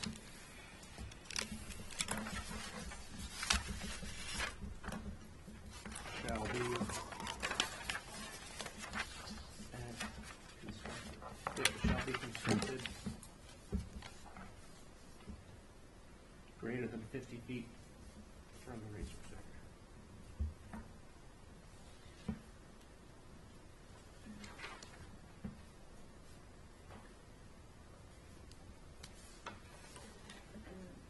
Is this one that we need to add the native species, cultivars?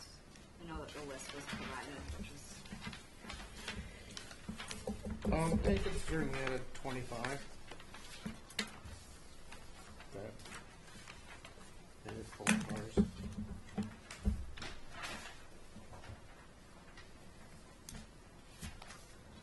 Should be required. I want to start putting in the standard number, 26 about the license pesticide fertilizer containers. Yes. I mean, they're going to be spraying for mosquitoes and all that kind of stuff. I might not use fertilizers, but The mosquito spraying makes me really yeah, nervous. I think, Because the properties that I've been at, they just spray right on wetland edges all the time. And all the beneficial insects are getting toasted. I thought they were only using for mosquitoes, I guess the town only uses that larvicide, they don't spray. Right, but private homeowners are all spraying. yeah, I Yeah. don't know what they're It depends on who you ask that day. Yeah, we can add that in. Could Yeah. they spraying within 100 feet of resource? Oh, yeah. Well, don't they need permission? I think it's just it's like the fertilizers. The pesticides that are being sprayed here are it's a much greater level than people are aware of, for sure. It's all state regulated too, the whole fertilizer thing is, in a sense, we stepped on the state. Isn't this something that we need to and add on native cultivars. I don't know, can we? I could look into it. We may not be able to, because I know, like, just to use fertilizers as an example, the town at this point doesn't really have the ability to regulate the application of nutrients, because the State Department of Agriculture has kind of taken the lead on that. I don't know if it's going to keep pesticides from being applied necessarily across the board, but it'll certainly limit the amount of people who are able to do it. And I think it just gives us some teeth to And be it able makes to say, people are you aware. licensed? Because if you're licensed, you have to go through a pretty extensive, We basically don't have that many people that are licensed Right, online that's either. the scary thing. Yeah. Right. So you have to be licensed by the state. It's just a sort of a tool to give us a little bit of. Yeah. Bartlett guys are all licensed. Like Bartlett tree guys are all licensed. Yeah, that's pretty licensed. Yeah. They probably handle They- a large they portion handle of it a out large here. portion, yeah. Yeah. But there's a lot. And lot they're licensed, private property they're hired to do private work. Oh, yeah. Yeah, so they're spraying right up to our edge. Well, particularly for mosquitoes, that's where they live. Yeah. But you're killing the dragonflies and all All right. that. Any more? I have a question, this is a kind of, just related. I think this one, so, we want to issue this as amended, do I have a motion? Motion to issue is amended. All in favor? Aye. Any opposed? That carries unanimously. So, I have a question for the landscapers here. Are native varieties, are they a cultivar since they're not cultivated? They're not. They're usually a They're not a species. cultivar, they're a native species, they're a native genotype or something. Cultivar is anything that's cultivated. Yeah, it's cultivated, it's been Crossbred. modified, yes. So no cultivars, No cultivar, native yeah, species. native species. Yeah.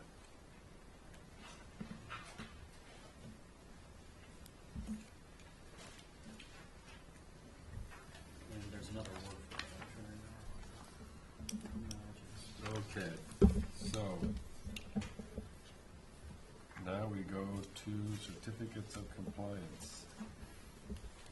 Merson, 71 Baxter Road. All right, this one's pretty straightforward. This was where Mr. Merson came in and got a permit to do some beach grass planting on his section of Wisconsin Bluff. This is to the area south of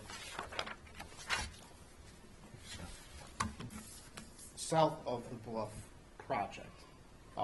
He completed that planting, and it's in. We would like to close out the permit, and I would say that is fine, with the exception that since it's still fairly new, the monitoring condition carry forward, so that's condition 19. But other than that, he's taken care of for right now. How much will be left by the end of the winter is a completely different question. But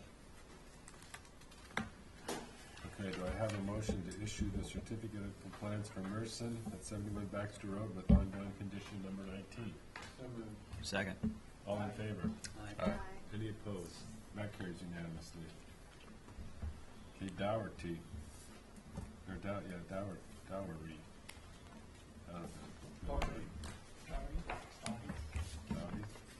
23 and 25 Pilgrim Road. Yes, so I'll make sure I get all the aspects of the project. This was, I don't want to say it was a lot, but there was some busy things. But this was for the construction, essentially, of a single-family dwelling. That's how I put it right. So they had a single-family home, retaining wall, pool house, and then grading and landscaping that came with it. Hopefully the as-built plan came through okay. All of it is done and completed. The only thing I would still like to keep on this one is, again, condition 19, because on this lot before we had that cutting and mowing.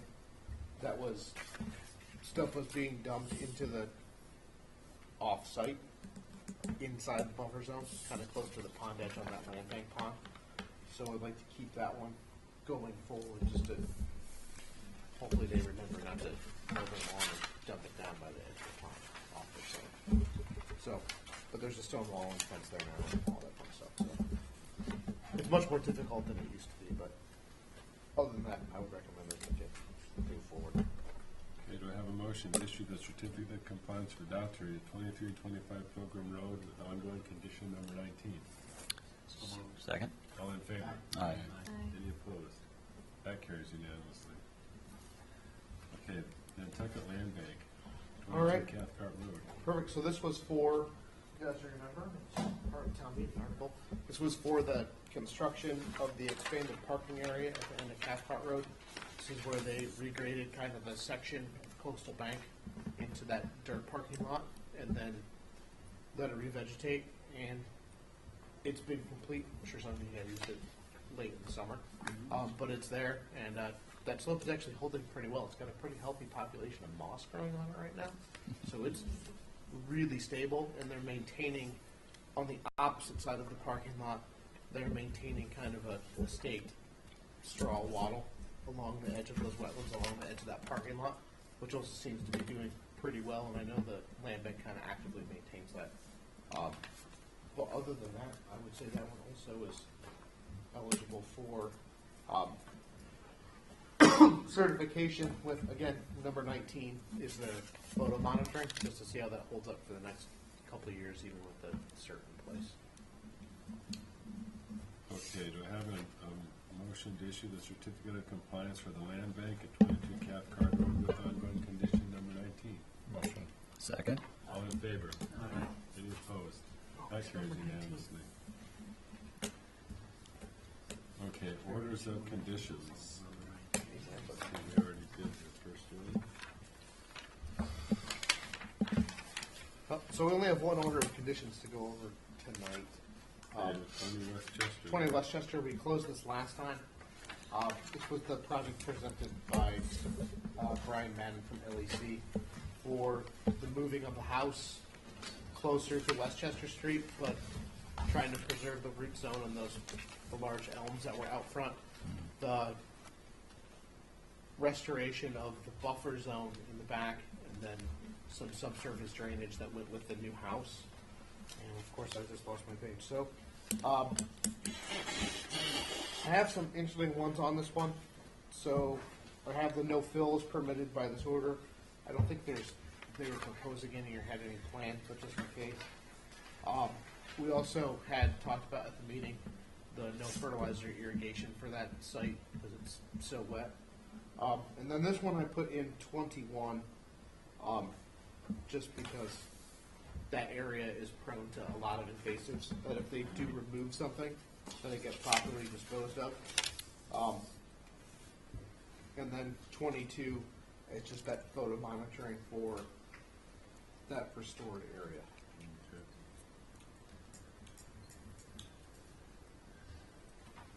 So we were discussing the flooding, weren't we, monitoring the rainwater? Oh. Is that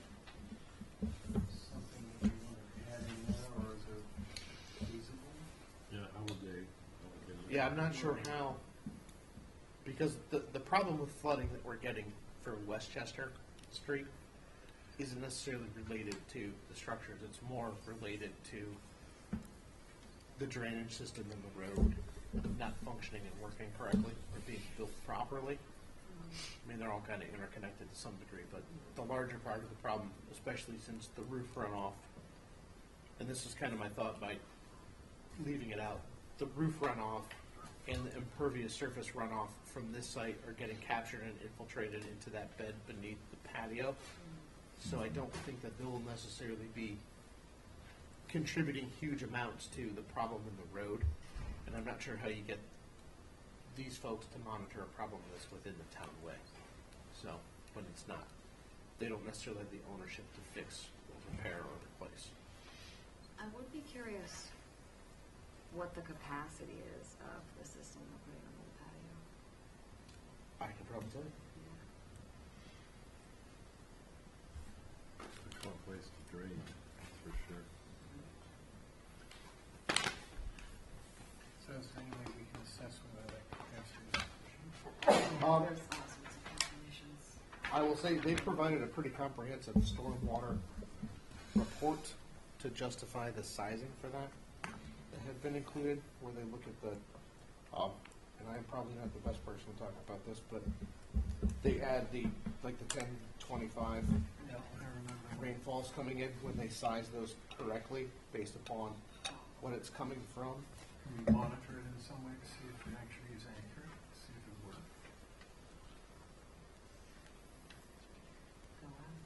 works? I mean, this is the trick to some degree is if it doesn't work, the system is going to fail. Yeah, well, it's like the gutters that you see that aren't to capacity for an inch per hour, so they're just overflowing over their gutter anyway and not actually feeding. I mean, I can tell you, they designed it to meet their 100-year storm, and they were talking about 7 inches in a 24-hour period. And just for So it's relative on that, I just read a statistic that said our 100-year storms are really going to be like every 19 or 20 years. Somebody said it'd be fine. Yeah, by 2050, they're supposed to be close to every 5. I just thought I'd bring it up. Yeah, enjoy, yeah. Well, they are eliminating that further dewatering too, I guess, so that's. Because they have to pipe their water to like a second culvert, right, is what they're needing to do with this one? 'Cause they well, can't- these folks aren't piping any water to any culverts now. Okay. This is all contained. It's all on site. It's all on site. The problem that was there was further up the road, someone had tied into the stormwater system, and that culvert ended and drained next door to the abutter when it should have been going further down, but those two weren't connected. But this is all self-contained, in theory. But obviously surface water runoff, most of the backyard will probably go to the wetland. So you're really dealing with the front yard for possible water leaving or gutter overflow. I mean, you can never, it's difficult to always regulate people cleaning their gutters and stuff too, but it's more of a maintenance issue for them. But it's an excellent question. And not to bring up a sore subject for anyone, but when we did a lot of discussion about how to monitor drainage and how to do it, and we kind of circled around that issue a lot with the Pippin's Way Sea Terrier Farm discussion on drainage systems and how to monitor that if they were functioning correctly, can you test it, and how you do. And we spent hours and hours trying to get to the crux of that issue and never really figured out a really great way to measure whether or not they're working, because when they don't work, they fail. Right, stuff to pinpoint. Yeah, so I know most of us didn't have to sit through that, but those of us that did. They saw a lot of hydrograms. A lot of talk about the Frimter method. Oh, I love Frimter method was pretty good, but that's where we're at. fun calculations. Frimter. The Frimter method, yes. Okay, you're done, sit down. This is my best day. It was a anyways, back to the matter at hand. Okay. So there's no other amendments or anything on this? I mean, this is the same, the native species, I guess, for their restoration. Native wetland plants. Yeah, I think that's, That's great. yeah. Yep, 21 native plants. Actually, be number 23. 23. Oh, am I on the wrong page?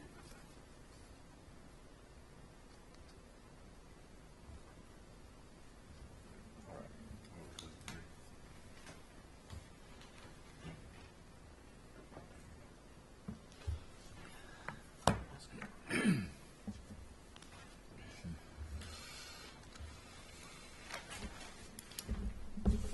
Okay, so do I have an order of a motion to issue as amended?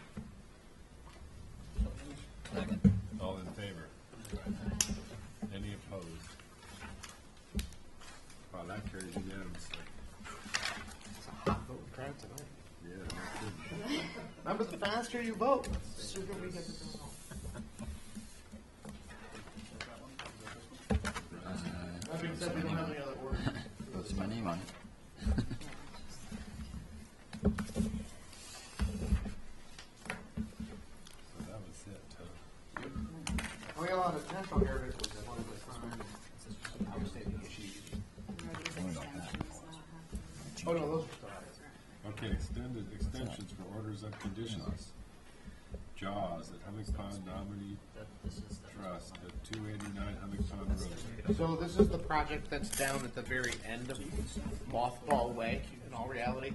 This is the last house, the one that gets sandwiched by Hummock Pond and the ocean. This is the big property. No, this is 3 houses down. It's, if you continue down past where that subsurface wall was constructed, through that property, there's the 2 more houses, and then this house is the absolute last house on the end.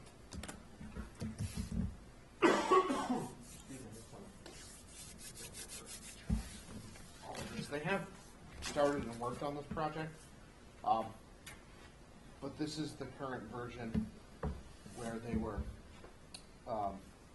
working on the sand-drift fencing, and that spot has come and gone quite a bit, so the sand-drift fencing is in need of repair and doing those things, and they've installed it, and they would just like to extend the order, because if they end up wanting to, in the next reconstruction, modify it or change it in any way, just as far as reconfiguring or moving back, they can come in and do it as an amended or a minor mod if it's something simple. So they've asked for the regular 3-1-year extensions to maintain the project as it is. Okay, do I have a motion to issue 3 one-year extensions for Jaws 29 Humming Pond Road? So, yeah. Second? All in favor? Aye. Any opposed? That carries unanimously. I thought I'd given it to you, and also my pen was magically in my hand. Okay, now we have a couple of reissues for the Hidden Creek Boatyard at 20 North Cambridge Street. Exactly. These are just 2 reissues we did before. We had put the wrong. The application had an incorrect title reference that we carried over onto the form. And normally for like certs, we just change the front page and give them to them, but you guys signed the front page for these ones. So we just need to reissue these so they can get recorded. Okay, do I have a motion to reissue the two orders of conditions for the Hidden Creek Boatyard? So moved. Second. All in favor? Aye. Any opposed? That carries unanimously. Back in the good old days of when you had recording errors, you could just make notations in pen and initial them unless the administrator and the registry would still take them. We don't do that anymore. We're all nitpicky about it now. We're really perfect. White out on there.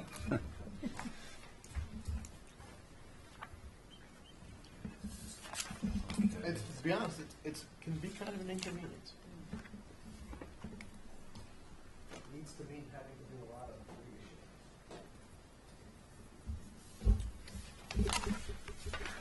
So go to other business. Approval of minutes from the 13th.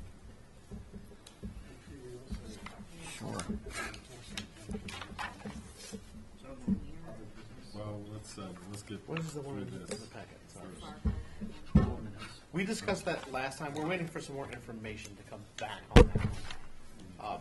To do that. So that's when we discussed. The Fargo Way one was the one where they had to remove the fence and do some other things. We asked for some more information from them. They're getting more information. We're waiting on that one still. Yeah, and they have monitoring reports that they have to give us too.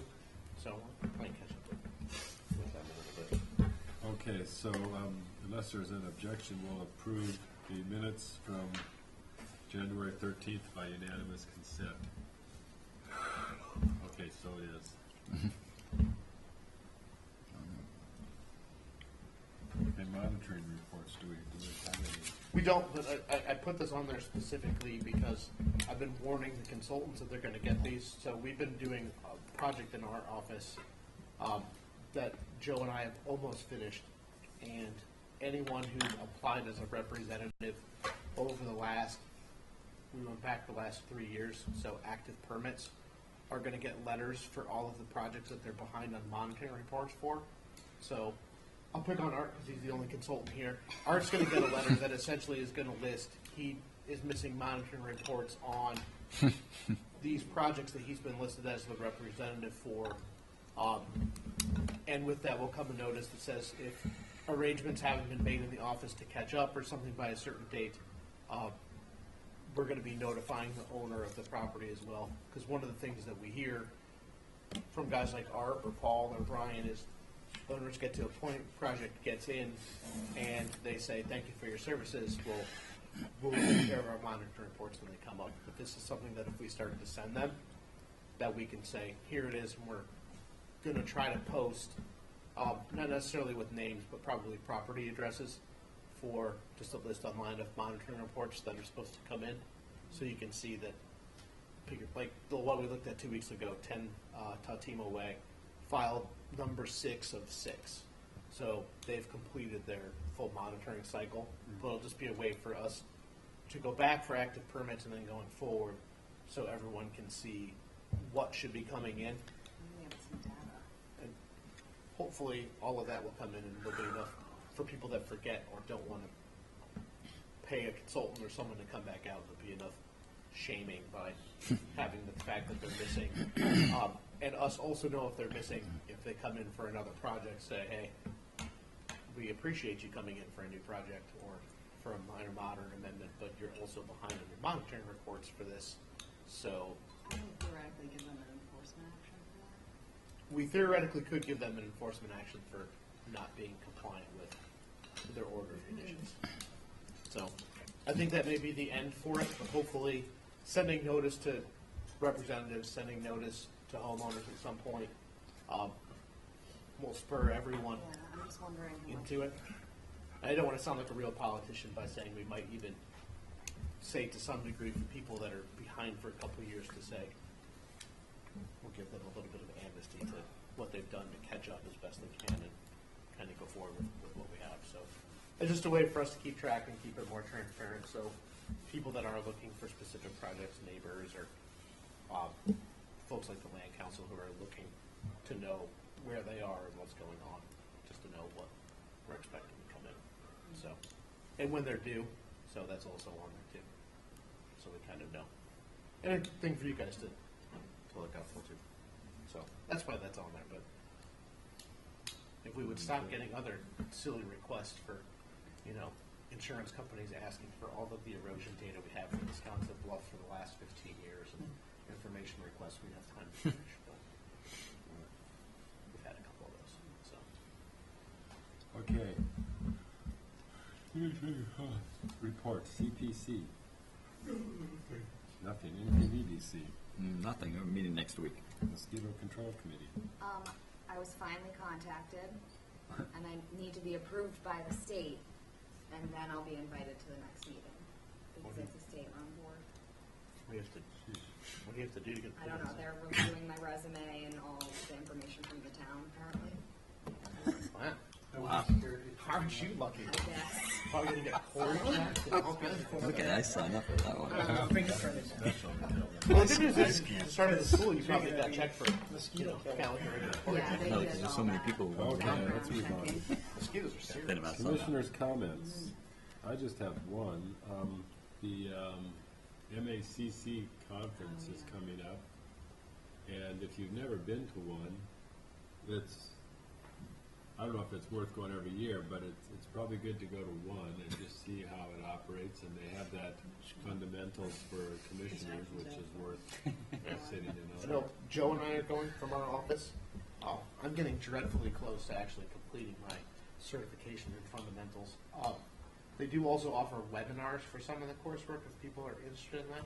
If you're interested and you want to go, let us know, because you guys are members, and if you decide you want to go, we can probably pay for your registration fee to go. We can't necessarily pay to get you there, but we can at least pay your admission fee to get you.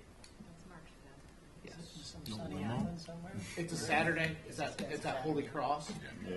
So if you know, and I would agree with Ernie. It's beneficial and it's interesting to hear what other commissions are doing. And yeah, we have that. I thought we had sent a copy around. Yeah, I got some email.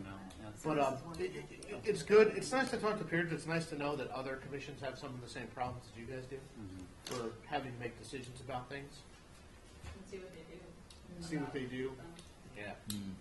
I will say the last time I went to one of these a couple of years ago, everyone and their brother wanted to talk to me about coastal erosion. So be prepared. It's happening, yes. They'll want to know about, well, you guys do so much with coastal erosion. What do you guys do? How do you guys hear it? How do you guys figure out what to do?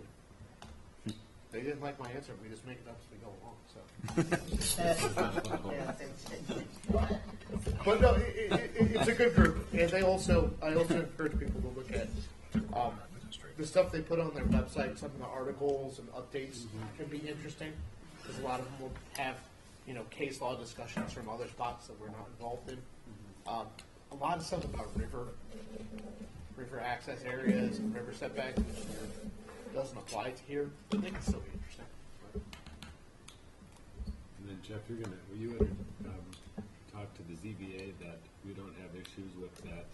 Yeah, so the other thing we sent around, the ZBA sent out that thing for 106 Surfside for 40B, but they sent out that request for comments to Board of Health, Planning Board, HDC, to every board that has any regulatory say in these things. There's no real jurisdictional areas for us, so Yep. there's not, I don't want to say, as the primary contact for open space of the town and things where, technically under your enabling statute and legislation, you guys have a say in the management of open space for the town and those things, in theory, that we don't exercise very often. You could prepare comments, but if you also just want to say it's not in our jurisdiction, I'll probably go to the site visit that's coming up, just to go.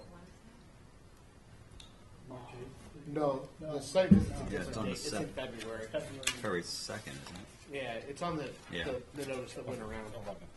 And you're obviously welcome to go. If you're going to go, though, will you please email me that you're going to go? If we get, yeah, well, they will be there. But if there's going to be enough of you there, I want to make sure if there's going to be any discussion about the project that's there, if I have to do any notice or notice requirements for the meeting, I want to make sure that we can. I don't want to get you guys in trouble if people start talking about different things. So don't sit together as well. What's that? Don't sit together as well. Exactly. Yeah. Because I'll say just town boards through a whole have issues with sneaky parts of the open meeting law, and even stuff, especially now that all the meetings are going to be taped and on TV, that even the perception of three of you standing together chatting sometimes, depending on what it is, if people don't know, they can say, well, they were talking about Conspiracy. whatever. That can be tricky and problematic. So Yep. when I think there's a possibility of discussions of what you guys deal with on a jurisdictional level going on, there's going to be a few of you there. I'm trying to get it properly posted or noticed, so if I need to bring you guys to order, I can, and make sure that you guys are protected from craziness that goes on. Especially with stuff that can be heated, like 40Bs, or, I mean, we've done meetings out on this conference level on-site through DEP, just to protect you guys legally from open meeting law issues, so it just gives me a heads up to get prepared. It was a good turnout last site meeting. It was Yeah. They're interesting. protesters and stuff. Oh, yeah. That's fun. And just one more thing, Emily and I have been working with the Biodiversity Initiative to bring Seth Wilkinson out to do a 4-credit class for the pesticide applicators on, sort of environmentally friendlier ways to control invasive species. And, Probably with a focus on habitat restoration and. restoration, yeah. That's terrific. And we'd like all of you to be able to attend. We don't have a date yet. We're working it out with Seth, but, It'll probably be the last week of March. Awesome. Like during the middle of the day or something. Yeah, for those two, I'll make sure that we're, mostly a day. for what I was just talking about, I'll make sure we're covered just in case. Yeah. Okay, Jeff, do you have I anything? have one thing. I do too. So, what I get blown away a bunch, and there's like a floating dock that's been, not a calf cart where we just approved, but like just the pedestrian access. There's been a floating dock just to the left of that for a long period of time on the beach, and during this past storm, it moved 150 yards towards the creeks, and I think it's going to be in the creeks next storm. I don't know if someone can figure out where that came from. If you see, the best course of action to take, if you see a boat on the beach or a float, is to get in touch with the harbor master, because she has records of who's had floats on moorings and things that are around her. She keeps those. Yeah, And 'cause she this thing also, is big. If it makes it to the creeks, Yeah, it's going to well, take out a lot of stuff. she also has the ability to also legally remove hazards to navigation and safety for things, and it is legally covered for some of those things. If you let her know, they usually disappear much faster than if you take them somewhere else, because she can actually do it, Just get it over with, and track down the owner later, or deal with those things. And there aren't that many floats in the harbor that people usually know who yeah, it is. I was surprised how far this thing was Yeah. able to move. No, she's the quickest. Email works well for her too. Or if you don't know and you've been having trouble getting hold of Sheila, if you just call the regular police dispatch, the 228-1212, she operates under their watchful eye now through the police department. They can also get in touch with her quickly too. So if you do see those, or boats, especially boats, because boats sometimes come with people. So as soon as you see those, if you let them know. Float's not as much, but. And this thing's been there for. So I'd just like to bring up the issue of documents on our iPad that we really can't read. And this one, this one, the construction details and the lighting plan. So other people are having the same problem. That's what I I Yeah. can get half of So what. I think the easiest way to take care of this problem, and just thinking about it, is something that we can have probably by the end of next week for you guys to review, is if we just put together a draft minimum standards for submittal, and then in there you can say, submit the paper copy and the digital copy, but the digital copy must have somehow, not necessarily original drawing files, but an original PDF that's legible on the computer. You can set those standards for submittal. Mine kept crashing. What's that? Certain PDFs were crashing. If they're actually iPad. detailed enough for us to read, then they crash the Yeah. iPads. Or we have the Well, right. that's also what I'm because our saying. iPads are like 5 years old. Yeah, Enoch said that they're the next 6 months. I guess you guys are gonna. Yeah, yeah, we're scheduled. We're the next round of new iPads, Yes. so hopefully that problem will go away. But why don't I'll take a shot? There are other boards that have similar things of putting together some sort of submittal standards, because even getting paper copies for us and then scanning them in. I mean, every time they get scanned or copied, they get harder to read and harder to read and harder to read. And the best ones that come through, and you see them the most from like the surveyors and engineers that just send a PDF of their drawing. They just print it to PDF. Are always nice and clear and crisp. And they're much nicer. Well, you guys wait, I didn't even get them like that, so I had to bring my own. And we somehow That might be smart. you will. So You'll be first. well, we lost one in getting it broken, and then BAMS has disappeared, and no one can seem to find it. So I didn't want to push the issue too hard with that one. So I kind of let that one go. He hadn't been bringing it with him for a No. Yeah, no, he used to He would sit here. We had asked, and he had said he couldn't find it, and then I had asked his kids about it, and they're like, "Yeah, no one can find it. Like, we'd love to give it back." So, sometime at some point, it'll just magically show up, but I don't know where. A relic. Exactly. When they want to trade it into the new one. Yeah. Take it or leave it. So we should be in the next round soon. And then just as fair warning, so probably Andy and Ernie, the second meeting in February, the meeting on the 24th, we'll need to set up a meeting earlier that month to go over what's going to happen. Since last time I was away, because I'm going to be away on vacation for that meeting. So, There's potential on it. because there was a whole bunch, I printed you guys off sheets that had all the information. Yeah, I This know. one has all this stuff that We need a sitting dry nicely run. in the box that no one found until afterwards. The dry run, that would help. So we'll get together for more detail for that. But yeah, well, I'll be gone. I get back. I've gone the week before. I leave the week of school vacation, and then I'm gone for 2 weeks. Where you going? I'm going south. Cool. So, going to Costa Rica for 2 weeks. Oh, wow, good man. That's nice. So don't call. I will not be calling in that meeting. I will be hidden away They're somewhere. looking for people to monitor plovers down in the The Bahamas. Bahamas, yeah. Yeah. And Sure. the Abacos. I can do that. Baby's going. Yeah, she's been before. I'll do it. So other than that, I can do it. How many credits on that one? What's the date? When am I gonna Well, be? you guys would know a plumber from a ruddy turnstone. That's okay, I can learn. you chance it. I'll bring you 10. But that's it for me. Oh, and at that meeting, someone from my staff will be there. Joe just happened to not be able to get back. The other one too. So. Oh, did you bring a sheet for me to sign that I actually No, I watched forgot. I did watch it though. So Oh I'll my get it from gosh. you. And then keep in mind until I go downstairs, the camera and the microphones are going to work. So Okay, so do I have a motion to adjourn? You do indeed. So moved. All in favor? Aye. Any opposed? That motion carries unanimously. Thank you. I have no idea. Yeah. I've never done it. Driving down the road. It's okay, I don't mind. I get over it real fast. I find it also amusing.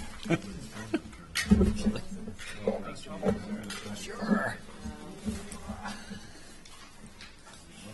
I was actually kind of glad I couldn't get through because I just did a 2-hour work week. I'll do it tomorrow. When did, what date did you have for the, they kept changing the date. What was the date you have for the viewing? 11th, I thought it's. The 11th. How's 18th in my head? Yeah, there's all that background noise. February 22nd was the comment. Wasn't that the comment? That's the. With respect for the request Someone else's material. phone, like, just That's not the meeting. That's not the meeting. That's not the viewing. 11th sounds, oh. Oh, so is it? Oh, there it is. Second. It's the second. Yeah. It's the second.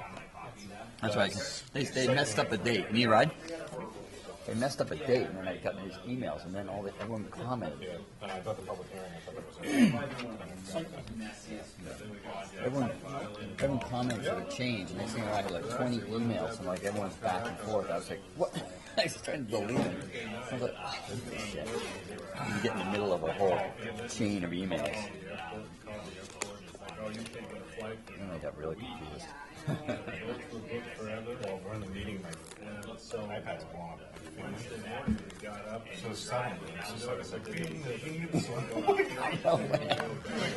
So that's yours? Yes. That's yours? no,